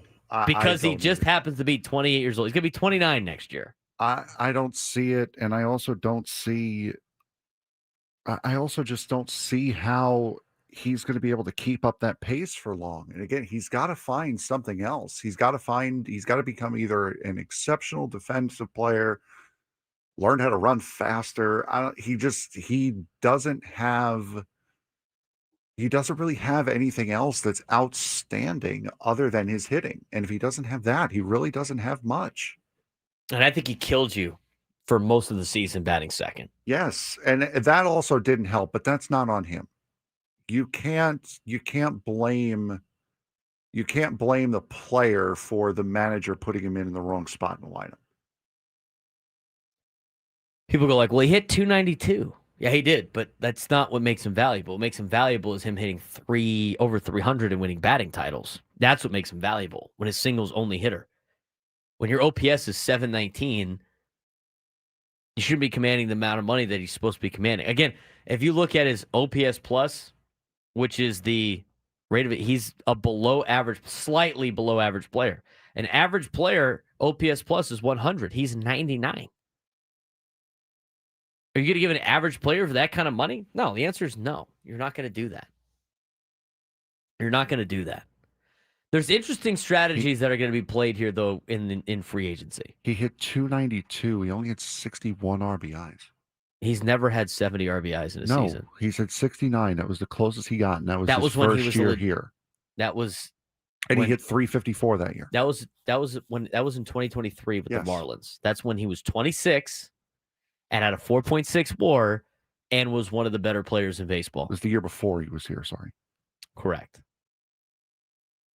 61 RBIs. When you have a guy who's hitting 292, getting 61 RBIs, he is not producing for you. He's producing for himself. As far as hits are concerned, that's what he's doing. He's producing for himself. He's not producing for the team. You need a guy, if he's going to have that kind of average, he's got to drive runs in. And he's not doing that. And part of that is because he was hitting in the 2 spot all season long. Because the bottom of the order, we talked about it all year, bottom of the order could not get on base. And they could not drive in the runners that were on from the top and the middle of the order. Move him to the bottom of the order, like we were saying all season long. He gets more than 70 RBIs. Probably gets more than 80 RBIs. He should have been batting. Should have been batting seventh. 4th through 7th. All season long. But again, I'd rather have a power hitting first baseman at DH. And again, I hate him as the leadoff guy because he's not going to walk ever. He's just basically his entire on base is just hitting singles. So I'm not a huge fan of him being on this team. I don't think he brings the intangibles that you need. You got to look at OPS. You got to look at slug. You got to look at, some power numbers for a team that was lacking that all year. And the teams that are playing in the World Series right now have those numbers. The Padres do not. So why would you bring back another player that doesn't do those things and continue to do the same thing over and over again and hope that it's going to be a little bit different? Let him go play in Colorado. Let's get to the sports thread, and then we'll talk more about some of this free agency in the noon hour. David Velasquez is going to join us to start the noon hour when we come back. But first, what's going on around sports not involving the Padres or the World Series? Here's Frank. You know that group chat? The one that's always blowing up with the biggest sports takes, debates, and breaking news? You got barbecue back there, and you didn't invite me? Yeah, we've got that too. Welcome to the Sports Thread, where we break down the top 5 stories in sports, just like you would with your crew. Oh, no! Disaster! What a bad idea! No filters, no silence, just real talk. Brought to you by QC Kinetics. Stop sitting on the sidelines. QC Kinetics gets you back in the game without surgery. To learn how, visit QCkinetics.com.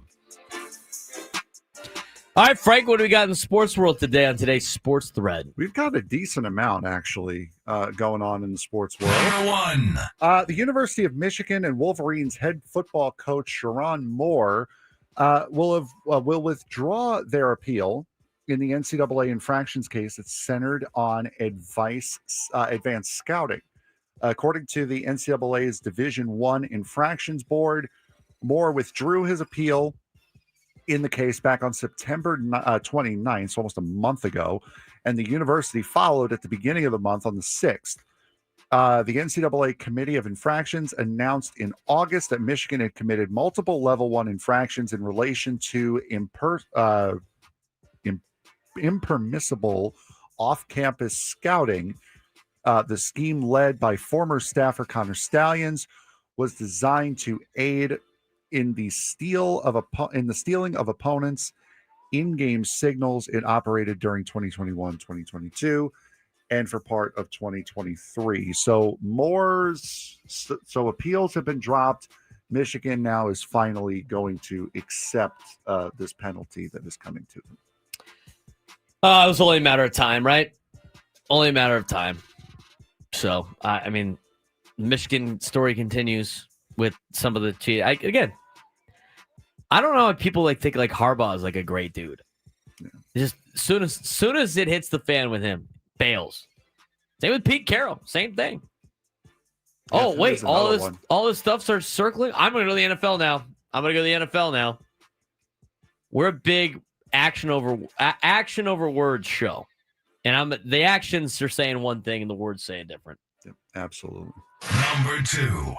This story has cropped back up with new details. The Tyler Skaggs death from a couple of years ago. The ex-wife of former Los Angeles Angels communication employee Eric Kay testified on Monday that the organization was aware of his drug abuse multiple times before Kay supplied the drugs that killed Angels pitcher Tyler Skaggs in 2019. Camilla Kay testified in the wrongful death civil trial that she witnessed team employees and players distributing non-prescription drugs to each other, including once on a team plane where she described opioid pills being handed out. Her testimony was repeatedly interrupted with objections by the team's attorney. It's such a sad story and it's such a pointless way to go. But now it's painting the picture of a very, very toxic clubhouse in Anaheim as compared to everything else.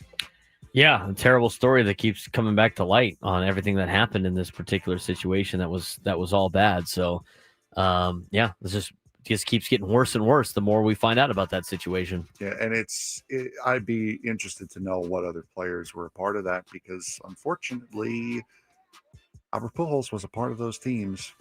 And we talked about it a couple of weeks ago. Carlos Beltran had to give up his managerial job after he was linked to the Astros cheating scandal. Is there anything that might disqualify Albert Pujols later from this? So it's a sad story that keeps just getting worse. Number 3. Georgia coach Kirby Smart, when asked about LSU's Brian Kelly firing, becoming the latest in the long history coach being fired, didn't mince words. Smart said, quote, "It's the world we live in. At this time in the middle of the season, I think there's so much built around the playoffs. It's like everything is boom or bust, and you can't just have a normal season," unquote.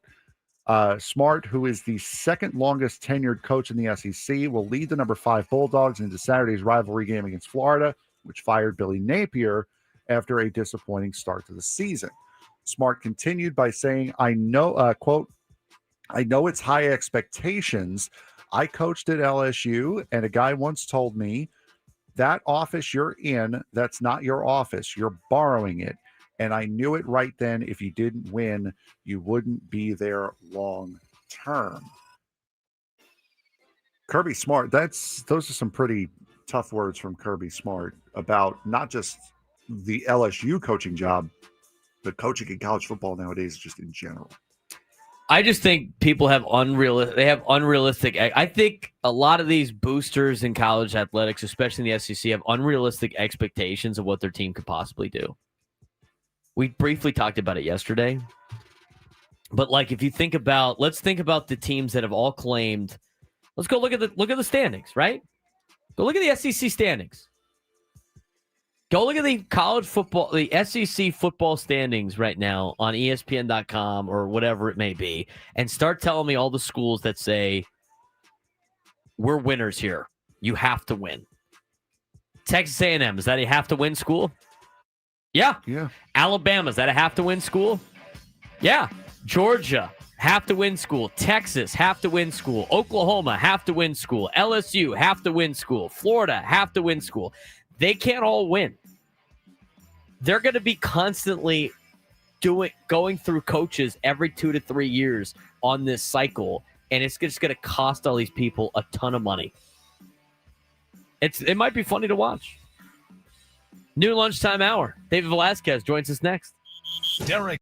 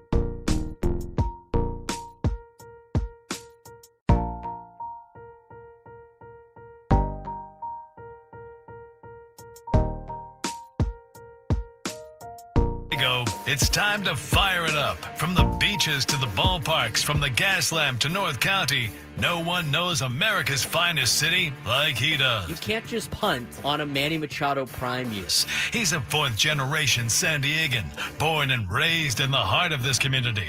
Passionate, opinionated, and always bringing you the real talk on your teams, your city, and everything in between. Braden totally knows his stuff. He's ready for the next step. That guy is good. Live and local, it's the Braden Surprenant Show. But I think Braden's one of the up-and-coming young stars in the media game in San Diego. Now, here's your host, Braden Surprenant.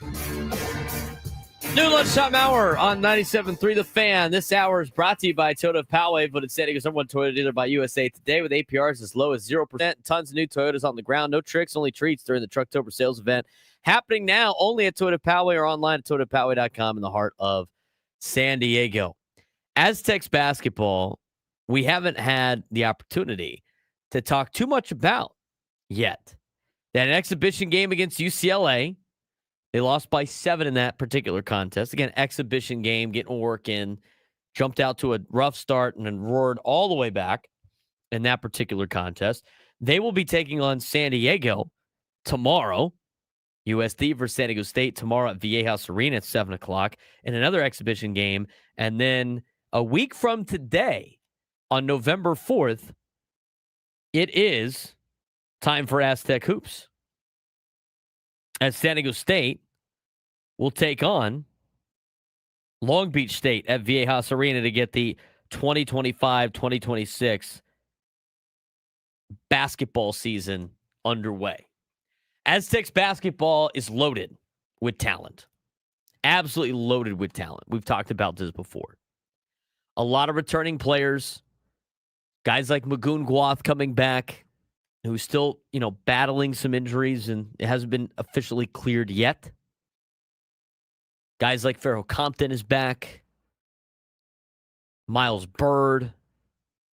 Reese Dixon Waters, who missed all of last season with an injury, is back. The team got reloaded in the transfer portal, did a great job in recruiting the freshmen, and are going to have a great season. The fact that they're not ranked to start the season is a joke. Total joke.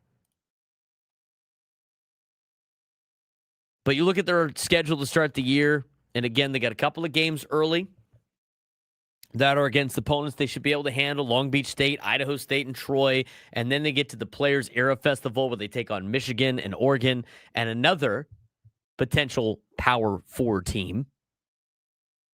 And then later on, again, they're mixing in Utah Valley, Lamar. They get some conference play in there with Air Force, and then they got to go to Arizona to take on the Wildcats. They get to play them in Phoenix. It's basically a home game for Arizona anyway. But it should be a fun year with Aztec basketball. And we'll talk more about Aztec basketball as the next couple of weeks continue to come about and we start Aztec hoop season. But right now for San Diego State, things are going well for the Aztecs in all of their athletics.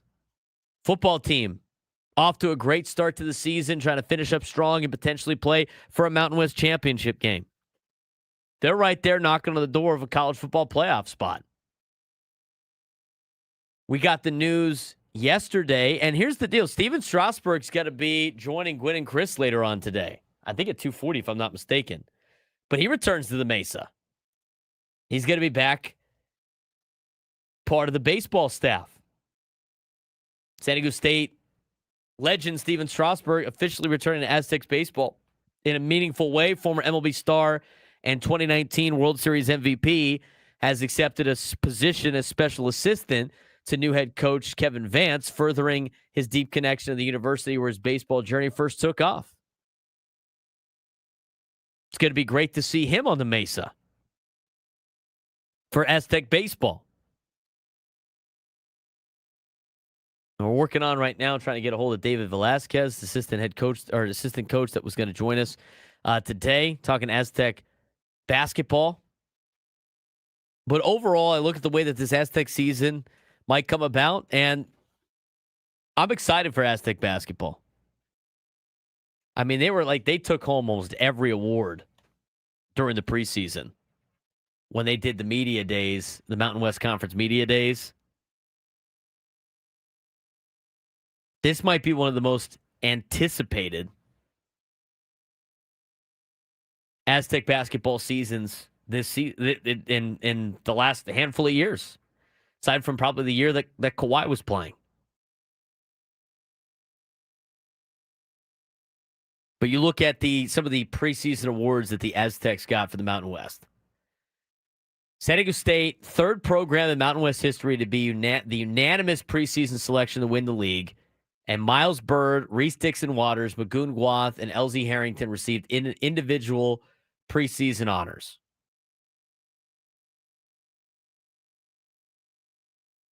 In its final year competing in the Mountain West Conference, San Diego State men's basketball team predicted to be crowned the 2025-2026 league champion in the annual preseason poll, which was announced last Thursday ahead of the start of the league's media day, where they're at Resorts World, Las Vegas.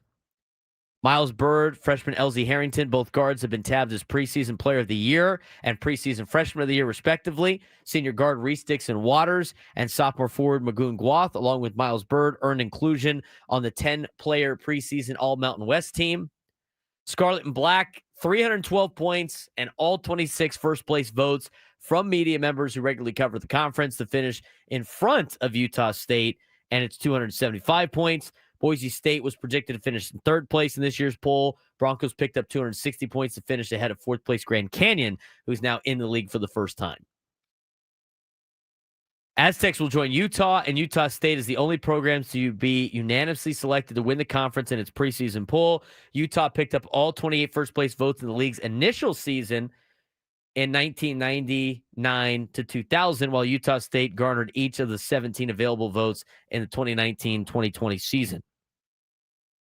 San Diego State predicted to win the league for the 11th time overall, including the 4th time in the last 6 seasons. And 9 of the 10 previous times the Aztecs were projected to win the league, the team advanced to the postseason, 7 NCAA tournaments, 2 NIT appearances.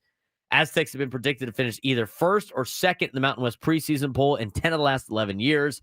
It also is the 16th time in the 27 seasons the Mountain West has been in existence that San Diego State has been picked first or second in the preseason poll. Additionally, those 16 times have occurred in the last 21 years. Aztecs basketball back in full force. Another exhibition game tomorrow, as mentioned before, as they will take on the University of San Diego. And then next week, we are doing it for real as we have a highly anticipated Aztecs basketball season. And joining us now on the David P. Shapiro fan hotline, David P. Shapiro, criminal defense attorneys, helping good people regain control of their future when charged with the crimes since 2010. Visit davidpshapirolaw.com. Joining us is the assistant basketball coach and a longtime assistant here at San Diego State, David Velasquez. David, what's going on? How's your Tuesday going? Doing great. We're excited to get out there and learn from the mistakes we made against UCLA and build on some of the stuff we did really well and get to play University of San Diego tomorrow night in Viejas Arena. It's a very anticipated season. Obviously, you guys have won a lot of preseason awards, picked to win the conference. Obviously, a lot of expectations with the team. With that comes a target on your back. I mean, how's this preparation been for the season, and how excited are you guys to not only get after it again tomorrow, but start the season next Tuesday? Yeah, we are excited. We've worked really hard this entire off season, preparing for this season. We know that, at San Diego State, whether it's this year, last year, or any year, you're always going to have a bullseye on your back. And, the way we prepare every single day in the summer, every day when the off season, that's what creates success. And we've been fortunate to have a lot, and we want to have the continued success, and we want to win more than we had last year. Our goal every year is to win the Mountain West. So if we don't feel that confetti falling us in Viejas in March, then we don't, in our opinion, we didn't have a great season. But our expectations behind closed doors are never going to be any higher than if anybody else gave us them. This season, they finally allowed in college basketball for some of these exhibition games to have people in attendance. You guys got to experience that against UCLA a couple of Fridays ago. You'll get to do that again tomorrow against the University of San Diego. I mean, in your 24 seasons at San Diego State, how cool is it that people actually get to come and watch some of these exhibitions instead of the closed door secret scrimmages? Well, it's a little bit of both. It's a gift and a curse for a coach, to be honest Right. with you. It's obviously still early. You can see there's a lot of kinks we need to get fixed, against UCLA, but it's good. I think it's good for our fans, but also our players, because people don't realize when you're actually playing in a crowd that we have, and we're very lucky to have the great crowds we have. It takes people time to get used to that crowd.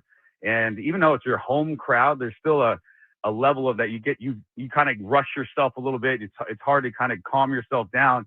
Now we have the chance. Now we had a great crowd against UCLA. I know we'll have another good crowd tomorrow night. And it's just, it really does set you up for an early, a part of your season that you're not used to having. Because if you play in front of no fans, and then the first time you run out there's 12,000 people, it's a little different, but it's been good. We're talking with assistant basketball coach of San Diego State, David Velasquez, as we get ready for Aztec basketball next Tuesday. Another exhibition game tomorrow against the University of San Diego at 7 o'clock at Viejas Arena. David, let's talk about this roster. It's a loaded roster. Obviously, you got some continuity coming back with Magoon Guath, obviously, as well as Miles Bird, two players that I think a lot of fans thought might leave in the transfer portal. Let's talk about that for a second. I mean, what does it say about your guys' program that you've been a part of now for 24 seasons? That in this day of college athletics, you got kids that enter the portal but want to come back to what a great program this is at San Diego State. Yeah, I think it speaks to the tradition that we have, the culture we have, and we've been fortunate to be here this long. I think.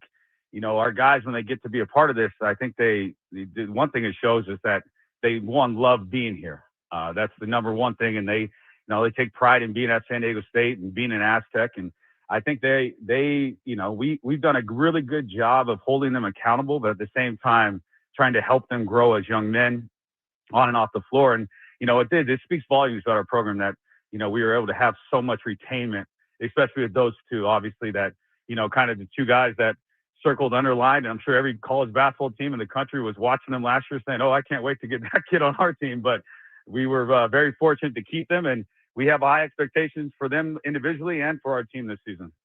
There are obviously two big returners coming back. Last year, you didn't get to play with Reese Dixon-Waters, obviously suffered the injury early in the season. He comes back in this season. I mean, how much of a big add is bringing back Reese Dixon-Waters to this basketball team?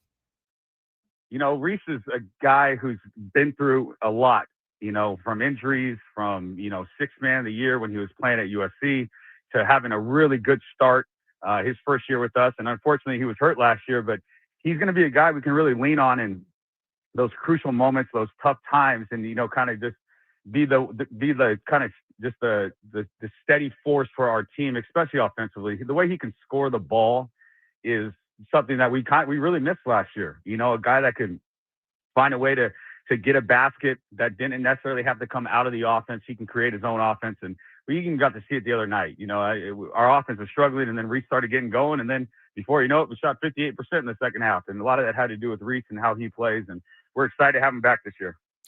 I got some freshmen, too. You got a handful of freshmen that have been added to this roster to make it a full, complete roster. One of them in particular, LZ Harrington, getting some preseason accolades. For a lot of Aztec fans that haven't been able to see him play yet, what's he like as a player? What should Aztec fans expect to see when they get to see him at Viejas Arena?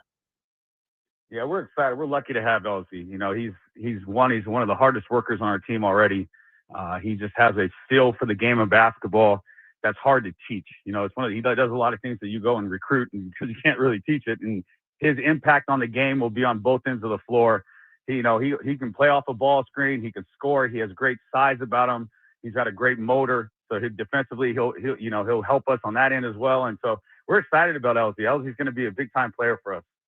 Let's talk about the schedule a little bit. I mean, obviously you're playing the, Toreros tomorrow, an exhibition game, a handful of opponents at Viejas Arena that are good, testers, but then got the Player Ears Festival to get things going. I mean, how important is it for you guys to, have that Players Ear Festival, but also, schedule an opponent like Arizona, get some of those Power 4 opponents on this schedule to really test you guys out early in the season?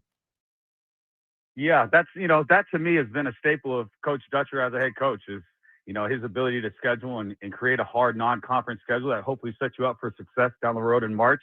And, our conference is hard enough, but if we can give ourselves a few non-conference opportunities for those big, staple wins. Last year we had the big win against Creighton and Houston in Vegas that you look up at the end of the year and, everybody wants to play in March Madness. And that what kind of was our ticket in, to be honest with you, into the tournament last year. So, yeah, we're excited about our non-conference schedule. It's always going to be challenging. And like I had mentioned earlier, we got this big bullseye on our back. And that's something we take a lot of pride in, is that people, when they see San Diego State on their schedule, it's a notoriety game. It's something that guys want to say they beat San Diego State. And so we're ready for that challenge. Last thing I kind of want to ask you, David, about this is, now you got 3 Division I programs in the city of San Diego, in the county of San Diego. It's a pretty unique experience here in town. And, you guys have obviously led the way. USD trying to battle their way back in as a program. UCSD made the tournament for the first time. How cool is it to have 3 Division I programs all competing in college basketball in different conferences here, right here in the backyard? And does it make it easier for, maybe non-conference scheduling in the future? It might, but to me, it's one of those things. We just got to handle our own business. Congratulations UCSD on their season last year. And I know Coach Lavin's working really hard over there at USD. And to me, this is the greatest city in the world. And so very lucky to be here, work here, and have 3, competitive college basketball teams in this town. But we also know how we kind of carry our flag around this, and we are the program that everyone's aspiring to be. David, I appreciate the time. Good luck tomorrow. Obviously, an exhibition, work some things out, and we're all excited to watch you guys tip off for real next Tuesday. Appreciate that, and go Aztecs. David Velasquez, assistant basketball coach of San Diego State, here joining us on the Braden Surprenant show. And as mentioned by Go Aztecs in the chat, love his energy on the sidelines. I mean, he has done a tremendous job as assistant head coach. And this is, this program and what it was built with Steve Fisher and Brian Dutcher and David Velasquez being a part of it for 24 seasons, and the passing of the torch that has been going on and the continuity around the coaching staff is a big reason why this team has had success year in and year out. And they should have another great season in 2025-2026. Again, they will play tomorrow against USD at Viejas Arena. That will be a 7:00 start. Free San Diego State Fight Song t-shirts for the first 1,000 Aztec students to tomorrow's exhibition game against USD. USDToreros.com will have the broadcast. I will be on said broadcast with Jack Cronin tomorrow. So if you want to listen to Aztecs basketball, you can listen to it at USDToreros.com. I think we're the only ones broadcasting the exhibition game tomorrow. So be sure to tune in to that. Big thanks to David Velasquez for joining us. When we come back, a new face on the Mesa, friendly face on the Mesa, familiar face back on the Mesa in baseball. We'll talk about that when we come back on the Braden Surprenant Show, San Diego's #1 sports station, 97.3 The Fan.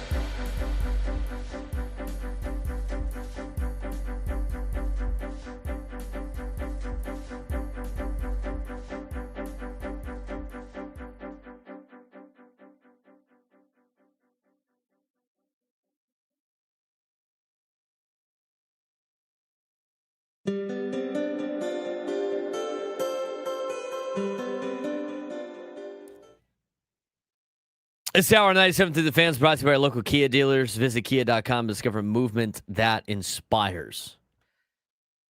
Let's talk about the new face, familiar face on the campus of San Diego State. He actually will be joining not Bennett Woods. He'll be joining Gwynn and Chris today. I got to go back to see exactly what time. 2:40. The new familiar face back on campus at the Mesa. Aztecs legend Stephen Strasburg officially returning to Aztecs baseball in a meaningful way. Former MLB star and 2019 World Series MVP has accepted a position as a special assistant to new head coach Kevin Vance, furthering his deep connection to the university where his baseball journey first took off. Quote from Strasburg, "This place is near and dear to my heart. My parents are alumni. I'm an alumni. It feels like I was pitching out there at Tony Gwynn Stadium just yesterday." In his new role as a special assistant, Strasburg will contribute across several fronts, mentoring and developing pitchers, advising players on growth and preparation, assisting with fundraising and alumni relations, supporting special events and community outreach. Head coach Kevin Vance emphasized the impact of Strasburg's presence and what it will bring to the program, calling him, quote, arguably the best pitcher in college baseball history, but highlighting that his true value lies in his passion for the Aztecs, San Diego State, and commitment to Tony Gwynn's legacy. Quote from Vance, "Stephen didn't arrive on the Mesa as the individual we know today. He earned it through hard work, competing in a great culture and program built by Tony Gwynn. He wants to help give our players the same opportunity and environment to grow." I love this move. I think it would have been a long time coming. I heard last year that Strasburg wanted to get involved with last coaching regime for the Aztecs baseball program, and that was kind of a pain. Strasburg was coaching at Santa Fe Christian last year as an advisory role, and now he gets to return to his alma mater, a place that really molded him into the pitcher that he is today. And he says that before. A kid from West Hills, went to West Hills High School, and you could read the story of, what he was at West Hills High School and what he turned into under the tutelage of Tony Gwynn in college that led him to be one of the best college baseball pitchers ever, which led him to be one of the best baseball pitchers during his time in the pros. And what was a winning of a World Series with the Nationals. And now back home helping San Diego State baseball, a program that could really use a lot of help. And I think a program that is stepping in the right direction. I mean, I've talked about this as somebody that gets to broadcast games for USD Baseball, which is run by another Aztec alumni in Brock Ungrich, who also played under Tony Gwynn. We went a couple of times to San Diego State and saw what the baseball program had turned into. I mean, and again, it's like you see it from afar, but the facilities at Tony Gwynn Stadium they've been run down. I'm glad that they finally made some upgrades to the stadium. They got a new video board not too long ago. They improved the fence, thank God. And I don't know if they finally cleaned out Tony Gwynn's video equipment, but I remember the first time I was there to broadcast the game, all of his video equipment was in the press box that they haven't used in a long time, just collecting that. It looked like Jurassic Park. It looked like the remnants of Jurassic Park in Jurassic Park 2. That's what it looked like in there. I love the hire of Vance. Kevin Vance, who I'm pretty sure is also a local product. Yeah, he was. Two-way prep star at Torrey Pines High School. Back home in his hometown. Great that the Aztecs hired him to run this program. And now that they got Stephen Strasburg back, it's a step in the right direction for Aztecs baseball that has been relatively non-existent in the last handful of years. USD baseball has been really good. UCSD baseball becoming D1 has gotten off to a good start. In fact, they've already won the Big West at least once. And San Diego State, for a city that is really good at baseball and has a lot of good baseball players, taking a really good step in the right direction. I love what San Diego State baseball did in the transfer portal. I like what they did in recruiting. I love the Kevin Vance hire. And now adding Stephen Strasburg to the staff. It's gonna hopefully put the program back in the right direction for San Diego State. And 2 Aztec baseball alumni who are employed by the station that will do the show after us will have Stephen Strasburg on at 2:40. Tony Gwynn Jr. and Chris Ello, 2 Aztec baseball alumni, excited to bring Stephen Strasburg on the show today at 2:40. I can't wait to hear that interview later on this afternoon. It's going to be good. But I think this is a really good step in the right direction. 833-288-0973, 833-288-0973. Derek in La Mesa, you're on the Braden Surprenant Show. What's going on, Derek? What's going on, guys? A quick Aztec baseball take, and then just a quick college football take. I don't want to rain on Vance, man. I don't know the guy, but Braden, for years I've been banging the drum for Rusty Filter, and little known fact, as Strasburg climbed into the position where he was drafted number 1 overall, it was Rusty Filter as a pitching coach at San Diego State who developed that guy. He took the kid from West Hills that, I'm not going to lie, he wasn't very good. I mean, he was okay. He threw really hard and had terrible control and was lazy. Rusty Filter developed that guy, and they spoke regularly throughout Strasburg's career. So that's why I'm always banging the Rusty Filter drum. I think it's great that Strassi's back in the program. The same thing would have happened with Filter. I wish Vance, the best, but Rusty being a personal friend of mine, I mean this is his dream job, and he's up there at Santa Clara doing a great job, competing to get Stanford. I mean, he'll leave it if it's right, and San Diego State just hasn't made it right for him yet. So I hope that happens in the future. But best of luck to Vance. If you're listening, brother, get it. Use Strassi. That's great. Aztec baseball. They need to get to a college World Series for cry bones. What are we doing at San Diego State where we can't?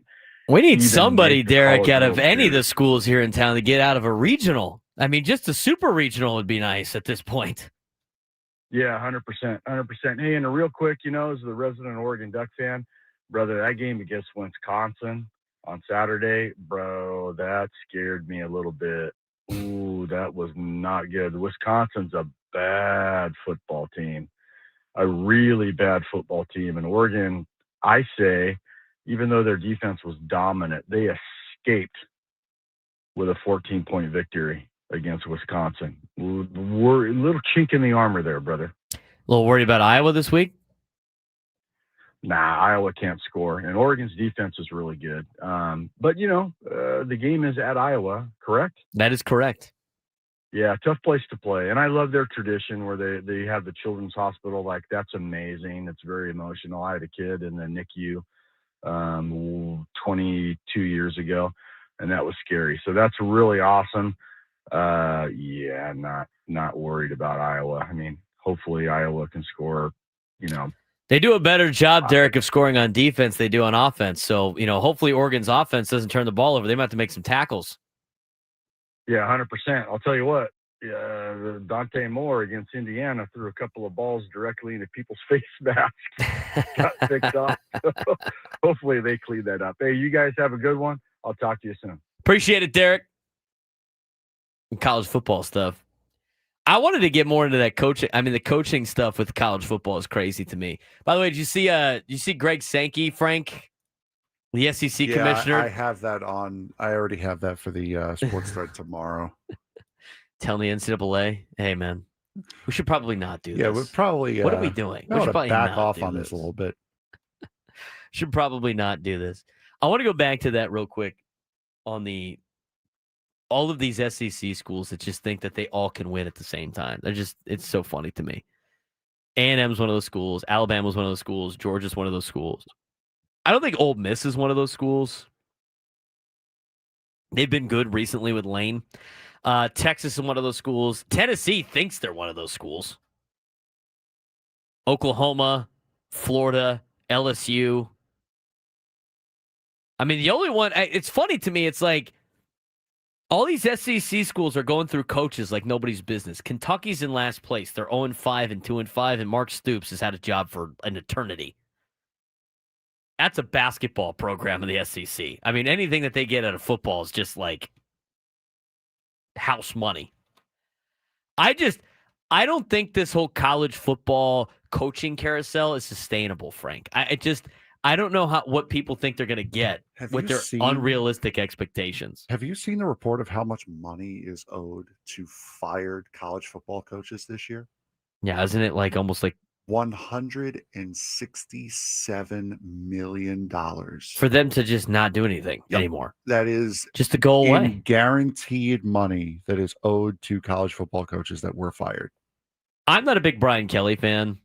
I think he's fake. We've talked about this.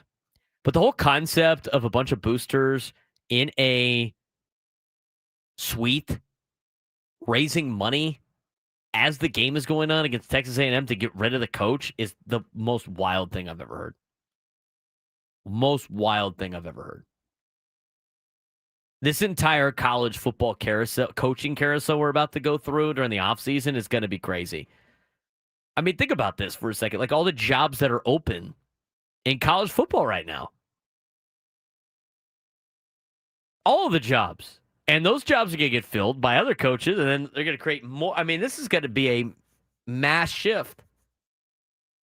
And if you're Sean Lewis, right, he has to take any of those jobs that come calling. Just on the sense that if he doesn't win in 2 years, he's almost going to get $50 million to go away.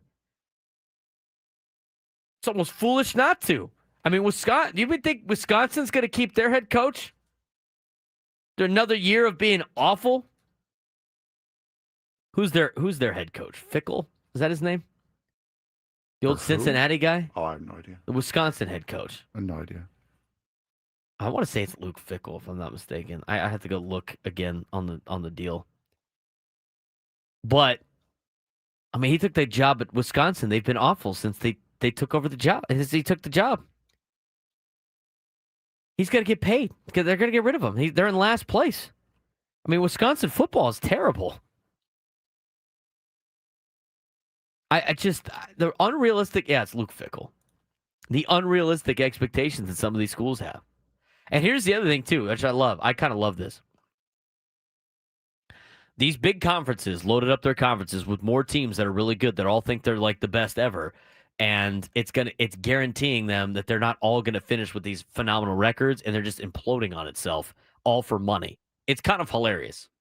That's why they want to consistently change the college football playoff to make all the gambling that they've done in terms of loading up their conference for a big TV contract to work out for them. This is going to be a crazy coaching carousel. Hilarious.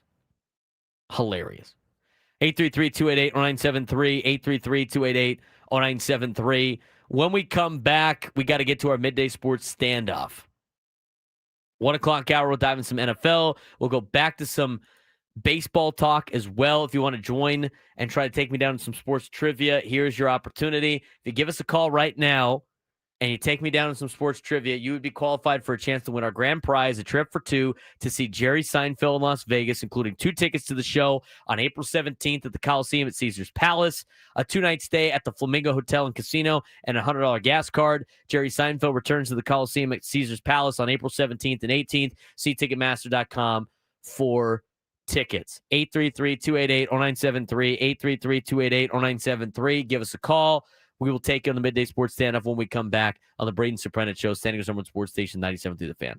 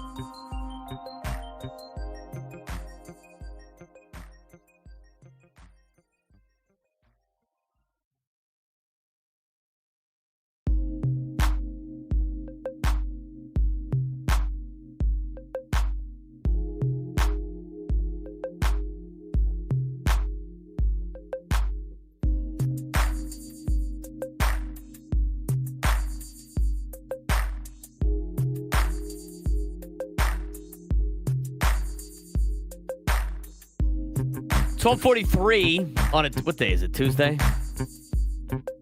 Is it Tuesday? Yes. What day is it today? Is it Tuesday today? Yeah, all day. At least that's the rumor I heard.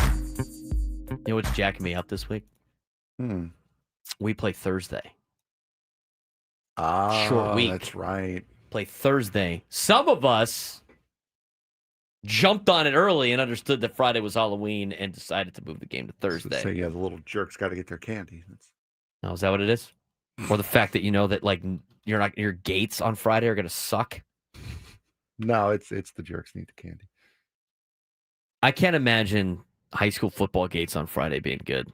No, they're going to be horrific. Right? I mean, and this is the last week where you get to keep most of the gate. After this, it's playoffs, and the CIF gets to keep most of the gate. There have been 1, 2, 3, 4, 5, 6, 7, 8, 9, 10, 11, 12, 13, 14, 15, 6. There's 16 games on Thursday. 32 schools jumped the gun. Are like, we're going to play Thursday this week. Everybody else is still playing on Friday. Julian, though, smart.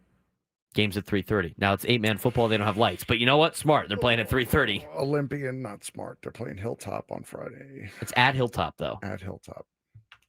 I don't know if that's a home team decision or not. Probably is.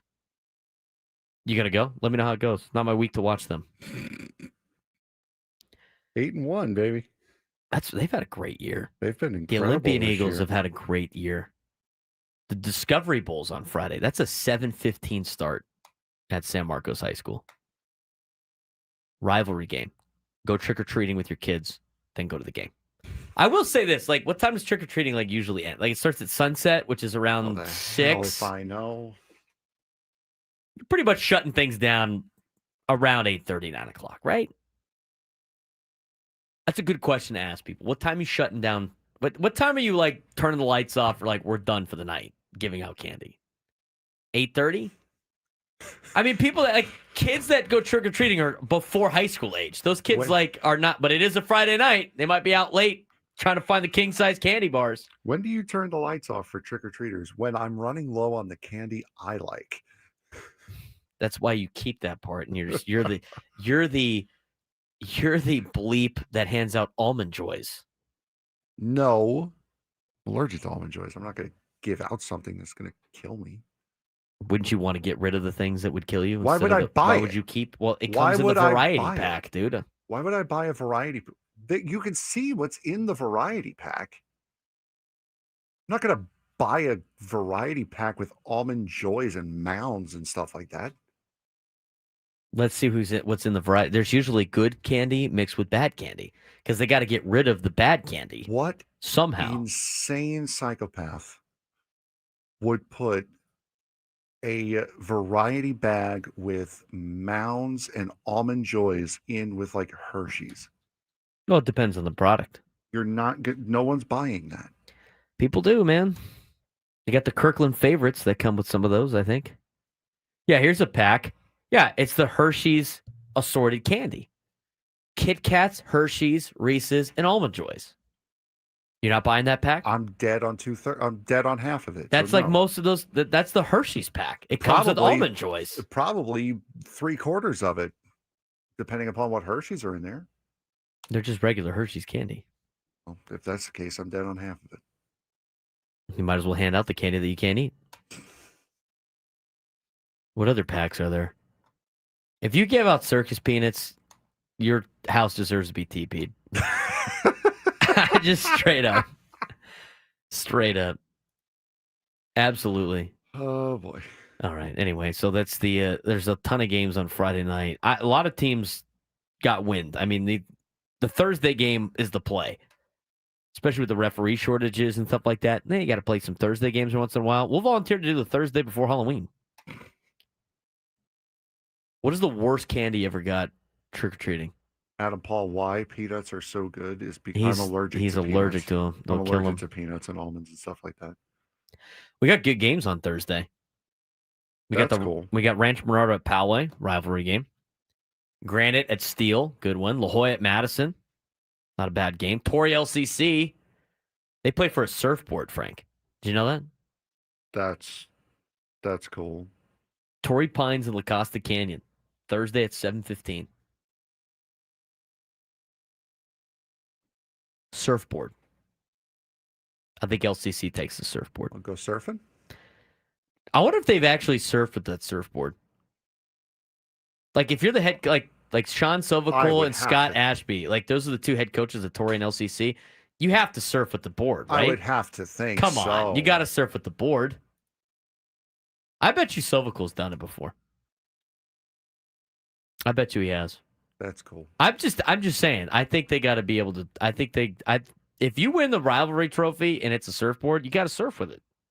Do you not? See, this is why you gotta build a school next to the beach.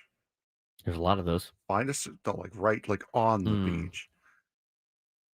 Play for a surfboard, and the winning team immediately just goes running on the beach with the surfboard at 9 or 10 o'clock at night in October. Yeah, that sounds great. Exactly. Love going into the ocean at night. Well, you got lights. You could still.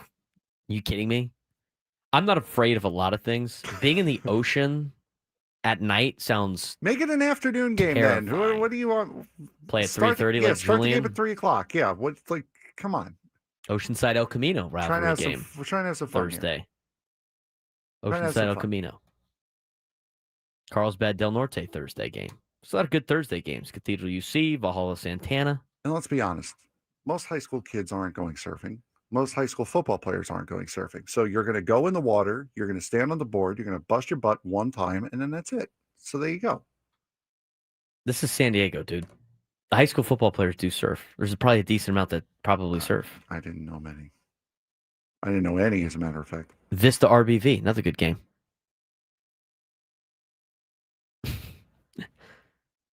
I'm curious what Jim Bowden knows that we don't. Are the Padres winning the Powerball? He said projected. He said like teams that are interested, that teams that they fit. Yeah, he does that every year. Escondido San Pascual is another good rivalry. A lot of good rivalry games this week. Well, those are all the Thursday games in high school football. All right, I want to dive into speaking of the, whatever it's called, free agency. Mm-hmm. This is something that I think is going to interest. Maybe we're making it a bigger deal than it is. Okay, maybe we're making a bigger deal of it than it is. But how you manage signings in this offseason when it comes to the collective bargaining agreement being expiring at the end of the 2026 season, from a player standpoint and from a ownership standpoint, most likely general manager standpoint. Let me ask this question. Let's say you're a free agent in baseball. You're Michael King, you're Dylan Cease, you're Ryan O'Hearn, you're Luis Ariz. Does it make sense at all for anybody to sign a one-year contract? No. Knowing that 2027 absolutely not is going to get shut down at some point in time? Mm-mm. How about the factor of a potential salary cap or salary floor being put into place? I would imagine if they decided to do that, if they are able to convince the players or give them enough and something else to get that deal done on a salary cap, salary floor in Major League Baseball, and that's a major if. But if that happens, I would imagine that everybody that's currently under contract is going to be grandfathered in, right? You're not going to be, you're not going to tell them like, hey, away. You're not getting this money now anymore. Yeah, no. Or now all of a sudden, the Padres can't spend any money because they're over the cap and they got to start cutting guys. I can't imagine they're going to make, especially for a team like the Dodgers, they're not going to make them just like shed payroll all the time. So from a player's perspective, if you're a player that's in his 30s and you want that big contract, shouldn't you try to get that as quickly as possible? Yeah, get it now. Because there's a likely chance that you're not going to be getting it again. You're not going to get that opportunity again. No. But here's the other thing. Let's say you're Pete Alonso. Pete Alonso ended up signing for a one-year deal this year, right? No, it was an opt-out. It was a 2-year with an option. Still, it's a small deal because they didn't get what he wanted during last year's deal. He wants a big contract. He's 30 years old. Did he already opted out, right? Yeah, did he not? He didn't take the option. He opted out night of. Yeah. Okay. So he's a free agent, right? Last year he had to do this because he waited until he tried to wait for the deal, and then he overplayed his hand. And in spring training, he ended up having to go back to the Mets and sign this one-year deal, 2-year deal with the player, 1-year deal with the player option. Yeah, he went to Boris and said, "Whatever you have to do, get me back to New York." So you can't do that if you're a big player this year. If you overplay your hand early in the offseason and you don't get to until the spring, all these teams know that you're in trouble. You're not going to get that contract anymore. The one thing you can't do is sign for a 1 or 2 year deal and then not get the money on the next round through. Like, I'm watching this Alex Bregman situation. He wants a big deal with the new CBA coming in. Is he going to be able to do that? If he doesn't get the $40 million a year that he was getting with the Red Sox? I mean, it's an interesting way to go about this. And if you're a Major League Baseball team, you're like, why am I going to give this guy a gigantic contract right now when I could just wait? And then all of a sudden, all these prices might come down a little bit. We'll talk more about that as we get to the 1 o'clock hour of the Braden Surprenant Show.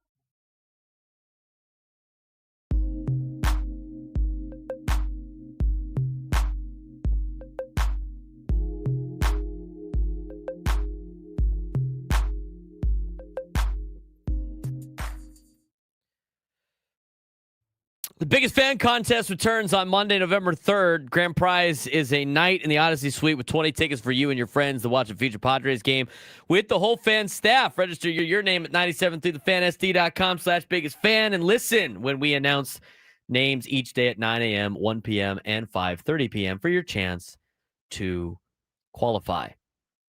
He's Frank Marchese. I'm Braden Surprenant. This is the Braden Surprenant Show, live and local each every day from 10 to 2 on San Diego's number one sports station, 97.3. The Fan. Coming up in the next hour on Gwynn and Chris, Stephen Strasburg will be joining the Gwynn and Chris program at 2:40. It's a nice little guest to get in the first. We had a lot of Aztec guests today on the station. We had David Velasquez on talking about Aztec basketball. They got a game against USD tomorrow in an exhibition at Viejas Arena at 7 o'clock. Yes, you can attend. I don't know what the situation is with like tickets and stuff for that. Are they even charging for that game? I'd have to look it up. The exhibitions have been weird because a lot of like in the past, these have all been closed door scrimmages and you're trying to figure out like what, who did what. Both teams said they won. They were keeping track. It was this, So I don't know if you can go. I know the students can go. I don't know if it's free or whatever. It's a free preseason game, so they are charging. I wonder if you can get your tickets online. Anyway, go Aztecs.com if you want to see tickets to that. Aztec basketball again starts next week. A week from today, they'll be playing real basketball games as they tip off the season against Long Beach State on Tuesday of next week, November 4th. Aztec baseball brought up some good players as freshmen. They have good players in the transfer portal. They just added Stephen Strasburg. Again, he'll be on with Gwynn and Chris at 2:40. Game will not be televised tomorrow, but you can listen to it on USDToreros.com. I will have the call with Jack Cronin. So, Cody in Wyoming, you can listen to the broadcast. I think we're the only ones doing it. 833-288-0973, 833-288-0973. All right. We're going to get to the NFL overreactions later on in this hour. We're going to talk about last night's Monday Night Football game as well to get some NFL talk mixed in on a Tuesday. But right now, I want to dive a little bit deeper into this free agent list and really the strategy for signing free agents and what a player's strategy is going into this offseason, knowing that 2027 is not guaranteed, knowing that we're heading for a lockout or a holdout in 2027 as Major League Baseball tries to figure out ways to add a salary cap, it seems like, or a salary floor, which I'm in favor for. I have to always specify this. I don't really care how much money the owners make or how much money players make. I don't really care. As somebody that's not affected by either, I want the best product possible. I am somebody that likes baseball. I am somebody that likes sports. I would like sports to be as competitive as possible. I think that's the most fun and entertaining version of sports. Would anybody disagree with that? Frank, would you rather watch blowouts all the time or highly competitive games where anybody can win on any single day? That one. That one. So as baseball fans, right? As a sports fan, Frank, and I know you're working on stuff. I'm going to use you here. As a sports fan, you want the sports that you like to be as entertaining as possible, correct? It's entertainment. you use sports as a way to be entertained or distract you from things or whatever it may be. That's what sports are for. And even though it's a big business because it's entertaining and people want to be entertained. It's entertainment. And the best form of entertainment are things that are exciting. And sports that are exciting are usually sports that have underdogs that can compete, or it can have evenly matched teams, and everything's different, and it keeps you on your toes, and you don't know what's going to happen next. So that's how I like sports. And sometimes with sports, you like to have a favorite team. And I do have a favorite team. I have the San Diego Padres here. I have a favorite team in college football. I have favorite teams in college football. I have a favorite team in college basketball. And for all the sports that I do like to watch, most of the time I do have a favorite team. But on top of that, as a fan of the sport, I like things to be different. I like seeing underdogs win. I like seeing games be close. You like seeing the best players in the world play their ass off every single night. That is what people like about. That's what sports people like about sports. Now, celebrity fans that don't really know anybody, like a lot of the fans that you see at the Dodger games during the postseason, which is a drastically different fan base that you see during the regular season. Those fans just want to see the Dodgers dominate. I mean, those are non-sports people. The ones that show up in the playoffs at ballparks that want to be seen necessarily more than like just seeing the game. The non-sports people, they view sports differently on how they watch things. They like seeing the traditional teams win because that's the only teams they know. It's a different kind of level. But for all of us diehard sports fans and all of us diehard sports people, we want to see the most entertaining product as possible. I don't really have an NFL team. I kind of watch the Cowboys, but not really. Ever since the Chargers left, I don't really care. I don't really have a team. But for somebody that watches the NFL, what I like about the NFL is all the games, except for last week, by the way. Last week was kind of an anomaly in the National Football League, but all the games are coming down to the final couple minutes, and they're entertaining. And guys are battling, and guys are playing their ass off. I love that about the Four Nations face-off for hockey. That was phenomenal. It was the best hockey players in the world representing their country and playing their ass off. That's what people want to see.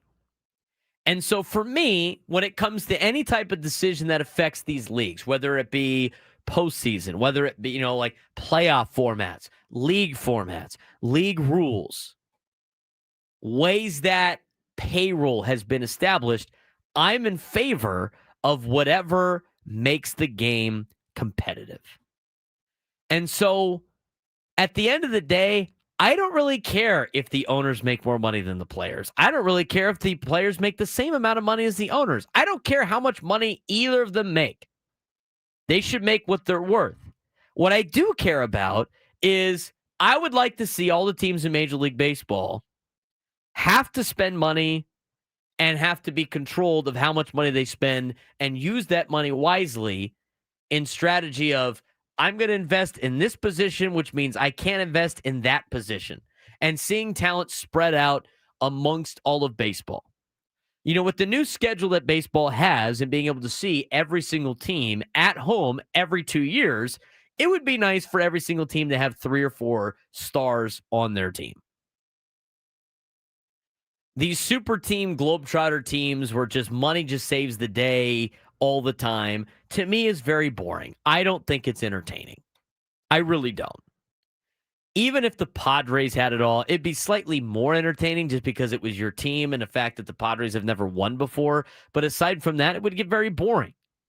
It's a boring product when the same team wins all the time. It's a boring product when there's no drama. There's no, I can't believe this team won. There's no excitement. And what a salary cap does and what a salary floor does is it brings excitement because it starts spreading out the talent to all the teams. And I think both things should be said. Number one, the teams at the top of the halves that have all this money that they get because they have their own TV contracts, which is different than than most of the other sports that have a unison TV contract that can spend enormous amounts of money and just buy their way out of problems. is not good for a league. It's not. It's not good for a league. And Dodger fans and like their teams get all offended by that. They're like, what do you mean we're not great for baseball? What do you mean? It's not entertaining. It's boring. You just have all the best players. It's lame.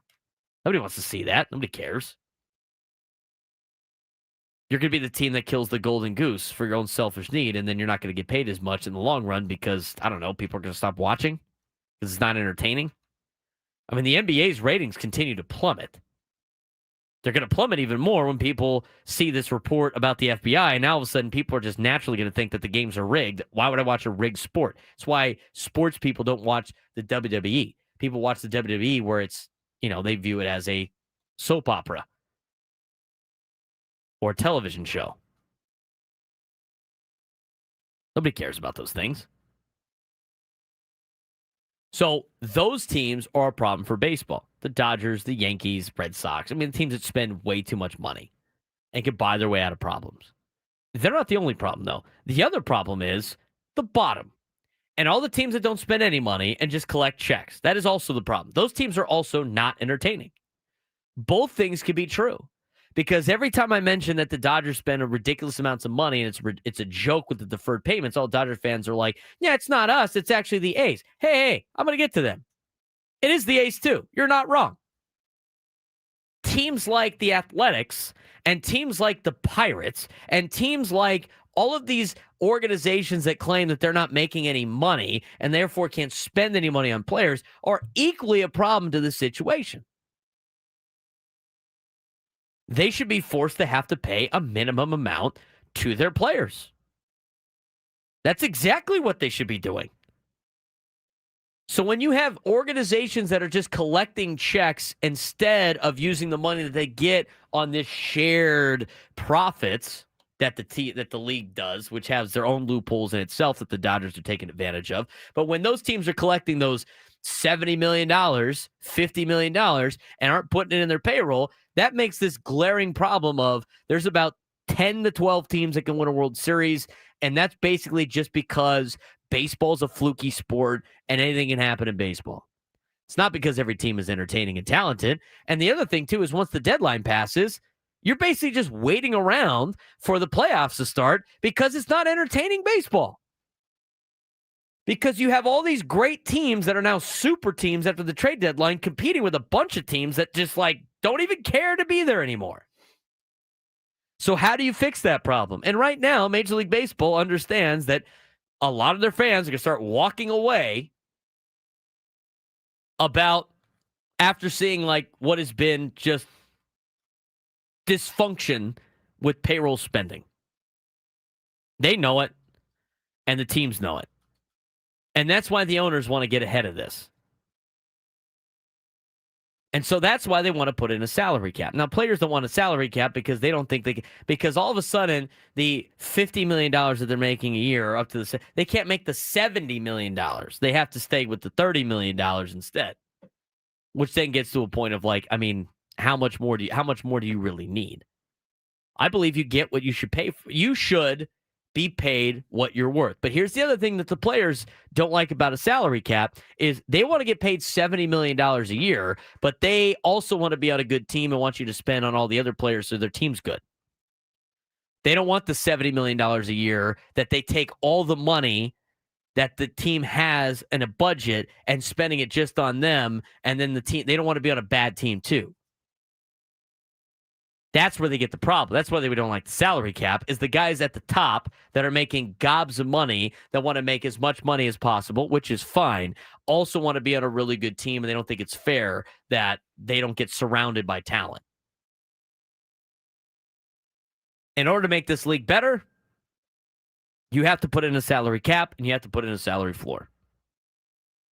And so that's going to be the big decision-making in the next CBA. And I don't know what the owners have to do to try to convince the players who will never get a salary. I keep being told they will never get a salary cap. They're going to have to find reasons to entice the players. Otherwise, this is going to be a long-ass lockout.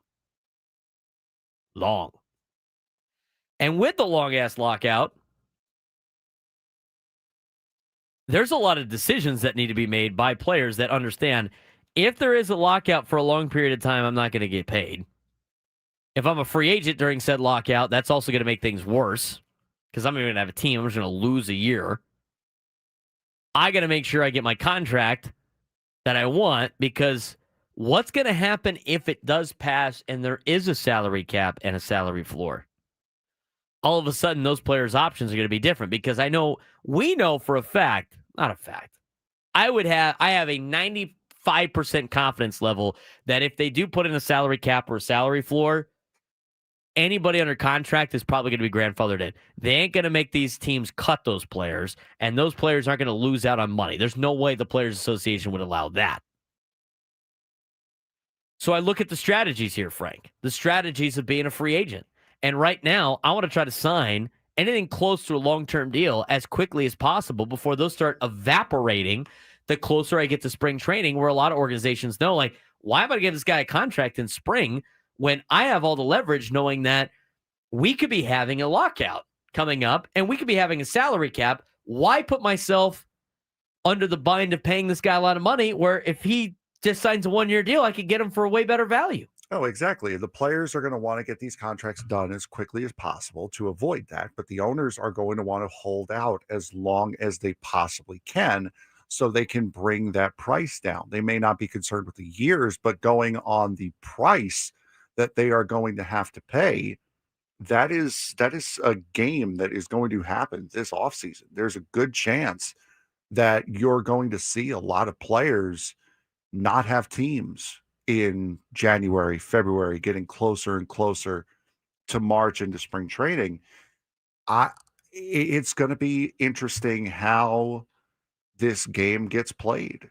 And I think that you're going to have guys who I think have the best relationships with the teams that they're either going to or staying on, such as if Alex Bregman wants to go back to Boston, if Pete Alonso wants to go back to New York.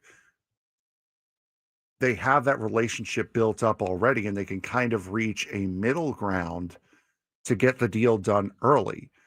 If you're looking at a guy, if, say, Pete Alonso doesn't want to go back to the Mets, that's going to be a relationship that you're going to have to build. You're going to have to, it takes time.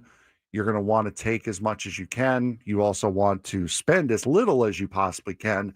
And those are the deals I think that are going to wait until the latest possible chance. Who's got all the leverage right now going into the offseason? The players or the owners? The teams? The owners, the teams. The teams do, for sure. And people, like, it's not going to be collusion. There's to be like, it's not worth paying this kind of money. Yeah, we have a lockout coming, and we have a lockout coming, and you want the most money you can get. And we don't want to give you 10-year contracts. I can give you that money, but I can give it to you next year when there's a cap on how much I can give you. The players that are the mid-tier free agents, like on this Jim Bowden article, and I'm looking at guys like, basically because there's not a lot of options out there in general, but like players in their mid-30s, young to mid-30s, it's going to be better for them to sign smaller deals than try to get that big deal that they're never going to get. But for players like basically 16 on. 16 on up or 16 on down? 16 on down. Like Shane Bieber and company, just where they're at in their career, I think it's going to be fine for them. It's actually I'll probably go lower on the list. Because, like, some of these players are going to hold out for a big contract. Like, Eugenio Suarez, he might be a guy that waits for, like, a big deal. He's 34 years old, though. But I'm talking about, like, let's go 20 down. Like, Merrill Kelly at 37 years old. He's not going to. He's going to get a deal that's pretty quick. Yeah. And he's going to get, like, a 2 to 3 year deal, and it's going to be not a lot of money, but he's going to be under contract. It's going to work out for him. Gleyber Torres, Jorge Polanco, JT Realmuto, if Trent Grisham thinks he's going to get a big contract, he's not. He's going to get hosed by the situation in the springtime. Those guys are all going to be fine. I think those guys are going to fly off the board once free agency starts. Yeah, it's the big name guys that you're going to have to watch out for. And you're talking about the Kyle Tuckers, the Pete Alonsos. You're talking about the Kyle Schwarbers. You're talking about the Framber Valdez's of the world. those big name guys, I think the only way they're coming off the board quick is if a Ranger Suarez stays in Philadelphia. If they stay where they are. I don't think they're going to go to a new team early unless they already had a team in mind and they're going to their favorite team kind of thing.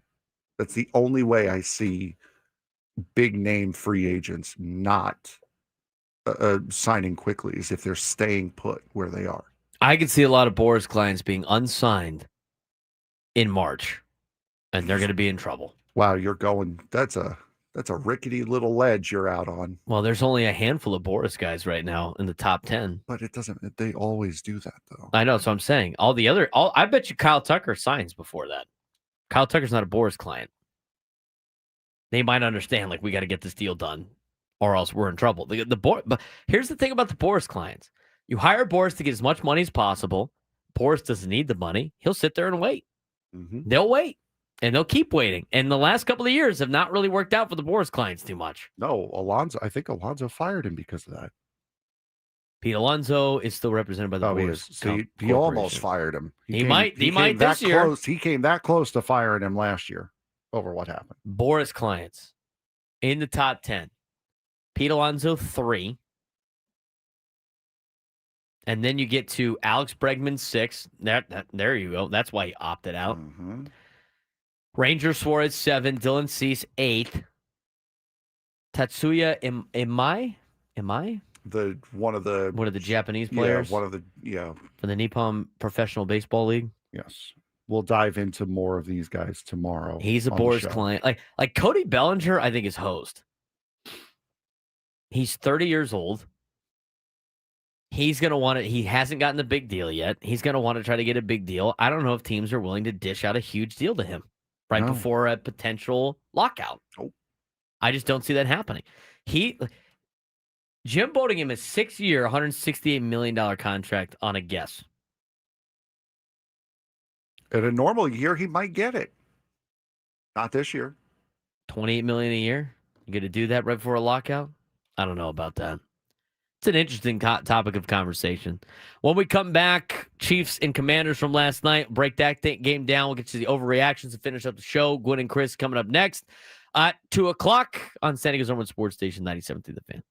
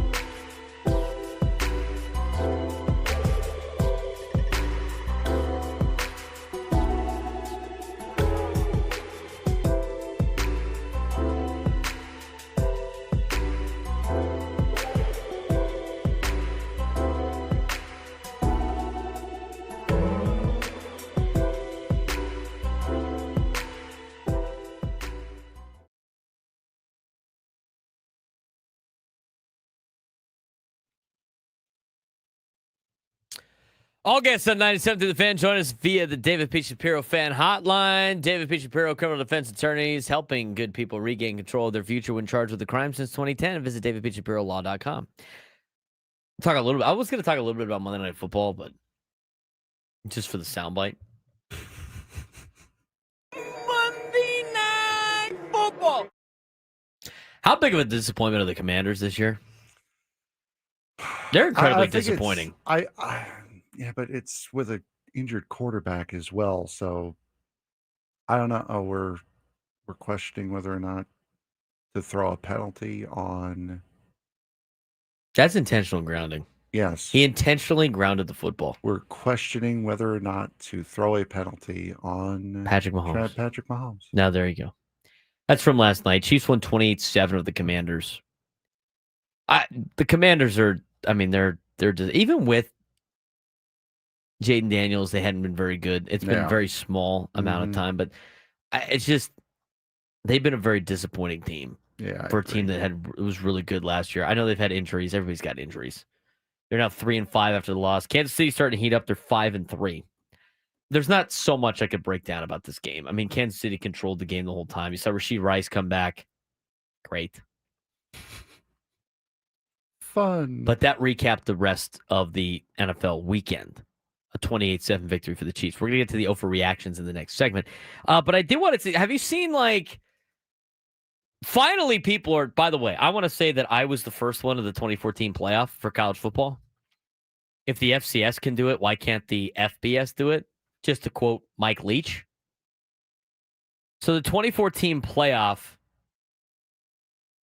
is starting to circle amongst a lot of outlets. Mm-hmm. To potentially do a 2014 playoff. Now, however you want to do it is different. The Big Ten here's what happened was the Big Ten and the SEC wanted to do it, but they each get 8 automatic qualifiers, which would be utterly ridiculous. Let's back down on that. That'd be utterly ridiculous. No, it would not. Yeah, it would. No, 8 automatic qualifiers? Stop it. Yes, it would. They make the most money. What does that mean? They're not good. They make the most money. Doesn't matter. You want money? That's how you do it. That is a dumb comment because, everybody wants to watch Minnesota play football. Yes. No, they don't. Absolutely not. Stop it. The Golden Gophers? Their ratings were great this week. No, give me a break. They were.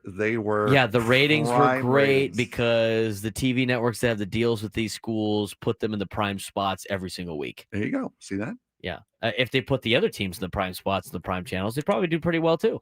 We tried that already. Yeah, Didn't work. Sure they did. Did not work. Yeah, nothing like putting 1, 2, 3, 4, 5, 6, 7, 8 Missouri Tigers in the playoff for them to get smoked by somebody. Stupid. It's stupid. It's all fake. It's all fake smoke and mirrors on talent because they have these are good teams. Big fan bases because, as I mentioned before, there's nothing to do in the state of Indiana. It's a boring state. Yeah, I said it again. You can go see a Purdue Boilermaker game. Why would I do that? To watch the Purdue kid in the back of the end zone not realize that the paint in the end zone was a different color? Shut up, man. Thought he was scored a touchdown. He was actually out of bounds. We want to watch that football team play football? Listen, we all make mistakes. Yeah, let's go watch Iowa football not score any points. Which I will say, they actually have scored a lot of points this year. So, just saying. But anyway, the 2014 playoff has been something that's been discussed.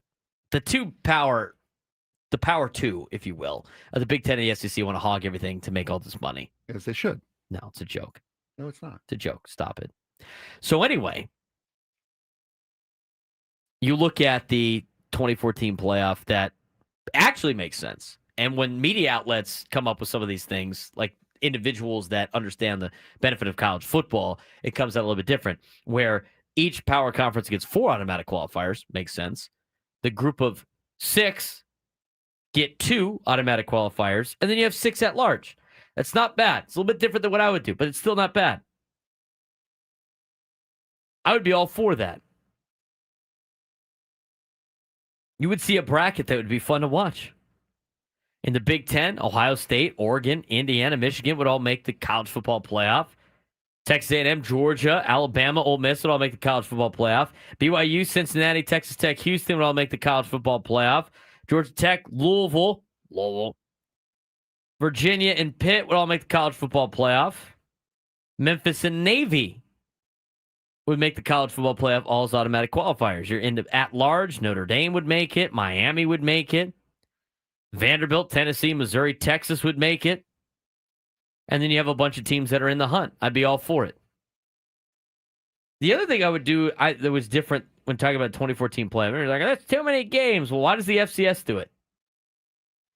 Here's the other caveat. I wouldn't do a conference championship week. But what I would do is I'd go 11 games the regular season, then do a conference, then do a final week of the season where you don't know your opponent till you finish the standings, Frank. Mm-hmm. And so you have the top 2 teams in the Big Ten play in the conference championship, and then you have 3 and 4 play. But what I would do is I would do 3 automatic qualifiers for each. And so, like, whoever wins the conference gets an automatic bye in the tournament. Yes. So all the conference champions are the 1 versus 2. Whoever wins that game gets a bye. Yes. And then whoever loses that game's already in. And then the 3 versus the 4 at the end of the year, as part of the conference championship weekend, whoever wins that game is in the playoff, and the other team is not automatically in. They have to wait for selection day the next day. I think that would be must-watch entertainment. That's not bad. And you do it with every conference. So the conference championship weekend, instead of you only having 10 conference games, 10 championship games, you double that, essentially, at least in the power schools. So you would have 2 Big Ten championship. You'd have the championship game, and then you would have the winners in game. Play-in game. And you would do that for the Big Ten, the SEC, the ACC, and the Big 12. And so if you finish in the top 4, you have the top 3 get the automatic qualifier, and then whoever wins whoever loses that whatever game is now at the at-large selection, at the mercy of that. Yes. I got a question. Okay, Big Ten, Frank. If only 3 get in, how are 8 Big Ten and SEC teams getting in? That's what the at-large is for, Frank. You could stack all your at-large deals there. Right, but are they like locked at large where they have to have X amount of Big Ten? They'd have to actually physically earn it on the field, which I know is difficult for schools in the Big Ten because they never actually earn anything. That's a problem. That's gonna be a problem. That's a problem for us in the Big Ten because in the Big Ten, we like pretending that we're good at football. We invented college football. So therefore, we rig everything to make sure that we are in and we win, and then we puff our chest out thinking we're the best. We invented college football. Same thing with the SEC. That's right. That's again, they establish everything. When you wonder why that's the only games you can watch on television. It's all scam. Well, you should be able to watch whatever team you want, especially when you create the sport. You know what, Frank? I got a better idea. Why don't they just have the Big Ten only? Just have the Big Ten play a whole season and then play the playoffs. I'm good with that. Yeah. Everybody wants to see Purdue play Maryland in a playoff game. Make all the Purdue's happy. Yeah. The Purdue's as they play the Golden Gophers. Yep. There you go. There you go. Make them happy. I don't like Big Ten, Frank. He's been extra crusty since Penn State started the season 0-4. No, in the conference play. Oh, yeah, they did. They're 0-4. They still haven't won a conference game. No, you said you started the season 0-4 in conference. 0-4. Listen, it's Aztec time, baby. Get to beat Ohio State. It's Aztec. You're funny. That would be the best ever. They can't beat. You know what I love, by the way? They can't beat Ohio State. You know what I love? Normally. You know what I love about this? You know, with the Ohio State fans now are all like, "Oh, I'm so glad we have Ryan Day and we don't have a circus problem like all these other schools firing their coaches." Brother, you wanted to fire him after you lost to Michigan again. Yes, that was less than 365 days ago. He was about to get fired, and now it's like we love Ryan Day. You know what? If I played the schedule Ohio State played, I'd be like that too. You want to hear the schedules Ohio State played this year? It is Aztec football time. We've focused solely on Aztec football, and give it a couple more days, and it will be Hofstra basketball time. That's all that matters to me. Here's what Ohio State played this year: Texas, who's fair enough, beat Texas by 7. Grambling Big State, 12 team. they're in the SEC now. They're a Big 12 team. No, they're not. SEC school. Grambling State. Ohio. The Bobcats. They can bite you. At Washington. Wow. Minnesota. The Golden Gophers. Nice. Illinois. No longer ranked. Wisconsin. Who's awful. Then they got Penn State, Purdue, UCLA, Rutgers, and they finished with Michigan, which is their one loss every single year. Because for some reason, Ohio State can't beat Michigan. What a schedule, Frank. Yeah, it's tough. Here's where I'm going to be. I'm going to pretend I'm in an SEC school. If an SEC school had that schedule, they'd be undefeated. Okay, dude. They'd be undefeated, too. You could just say that like a normal person. Like, no, come on. I can make fun of them Southerners. That's what they sound like. Okay, dude. Jesus. If they played the same schedule, they'd be undefeated. Come on. How many times do you see that on social media? Every day. The SEC is undefeated in hypothetical games. Just remember that. When we come back, as Nikki said, another hypothetical natty for the SEC. Check. And it's funny, it's always the schools that don't actually win down there.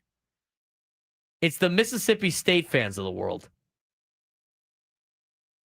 Nice job. Nice job beating Arizona State. Anyway. Overreactions, the NFL Week 8 when we come back on the Braden Surprenant Show.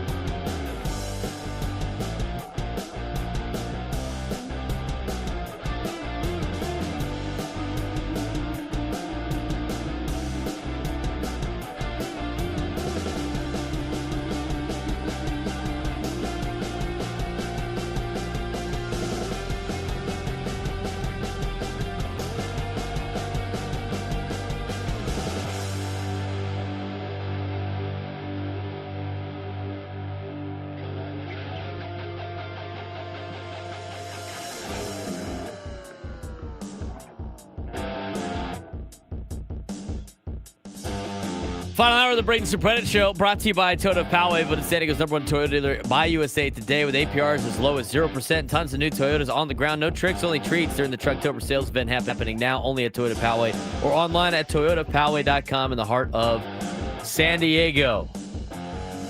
Everybody thinks I'm a Michigan fan now in the chat. Just wait.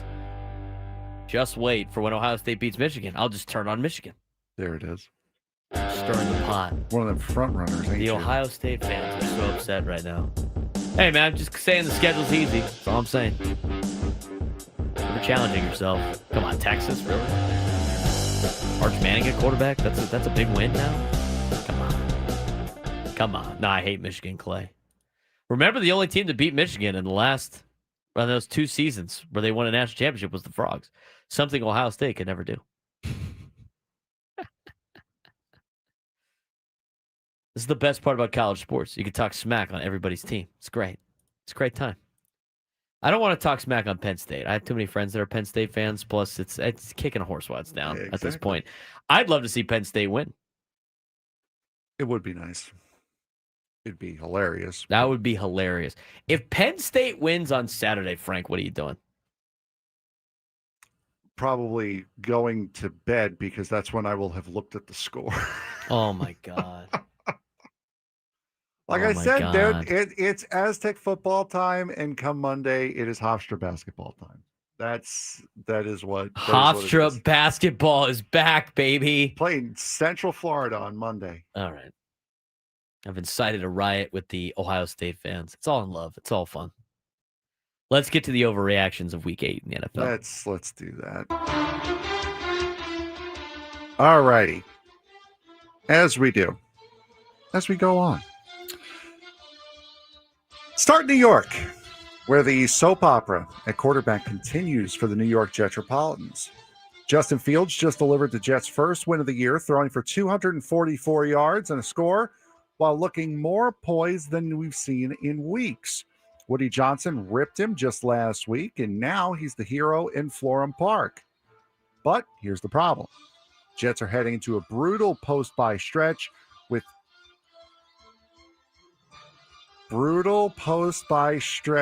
New England and Cleveland waiting. Brutal. And for the Jets, that is brutal. And both of those defenses feast on struggling quarterbacks. Buy or sell, Justin Fields has earned enough trust to be the Jets starter the rest of the way. Who else is going to start for them? Tyrod Taylor?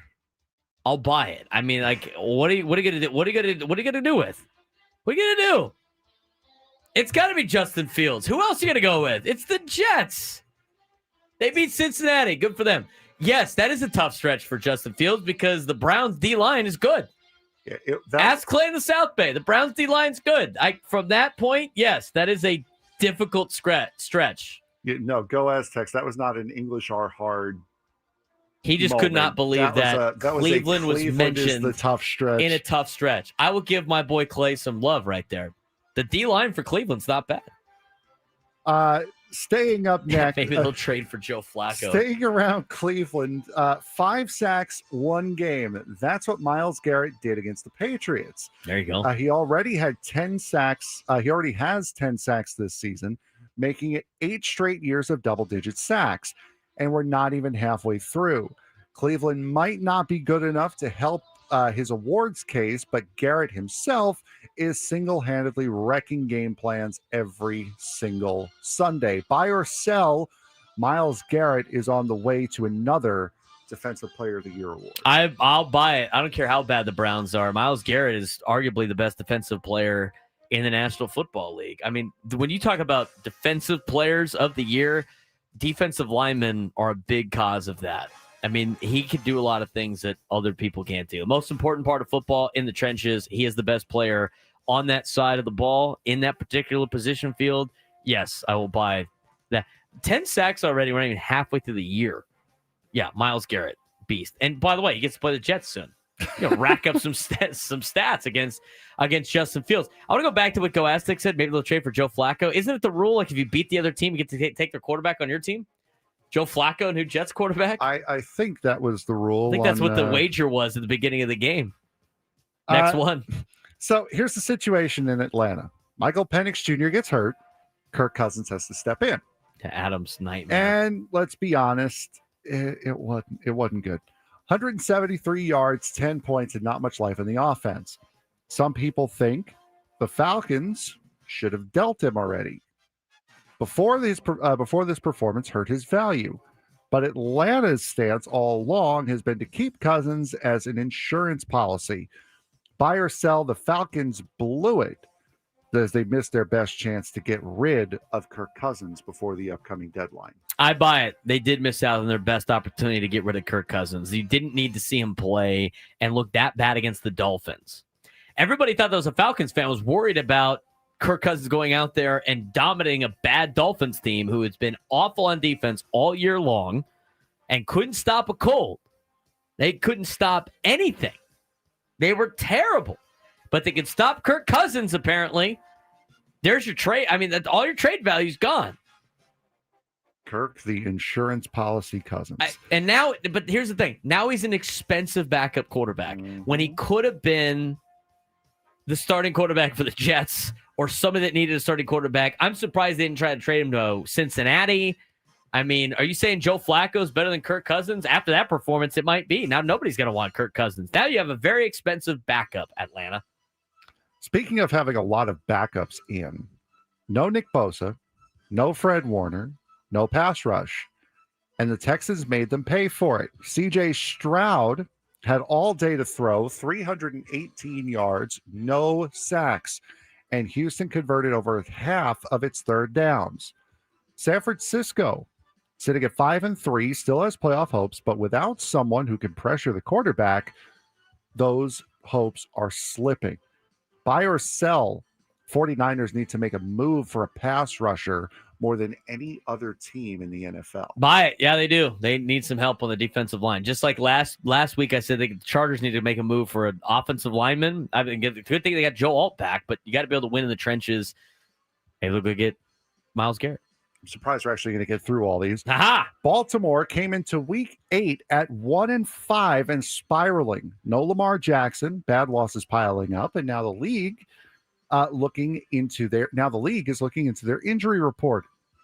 Then Tyler Huntley stepped in and sparked a 30-16 win over the Bears. The Bears. Suddenly, hold this L. They're 2-5 with a soft schedule ahead, and their MVP quarterback expected to be back against Miami. Buy or sell, the Ravens are still alive and can climb back into the AFC playoff race. Buy it. I absolutely buy that. Because the AFC North is so bad. They can still do it.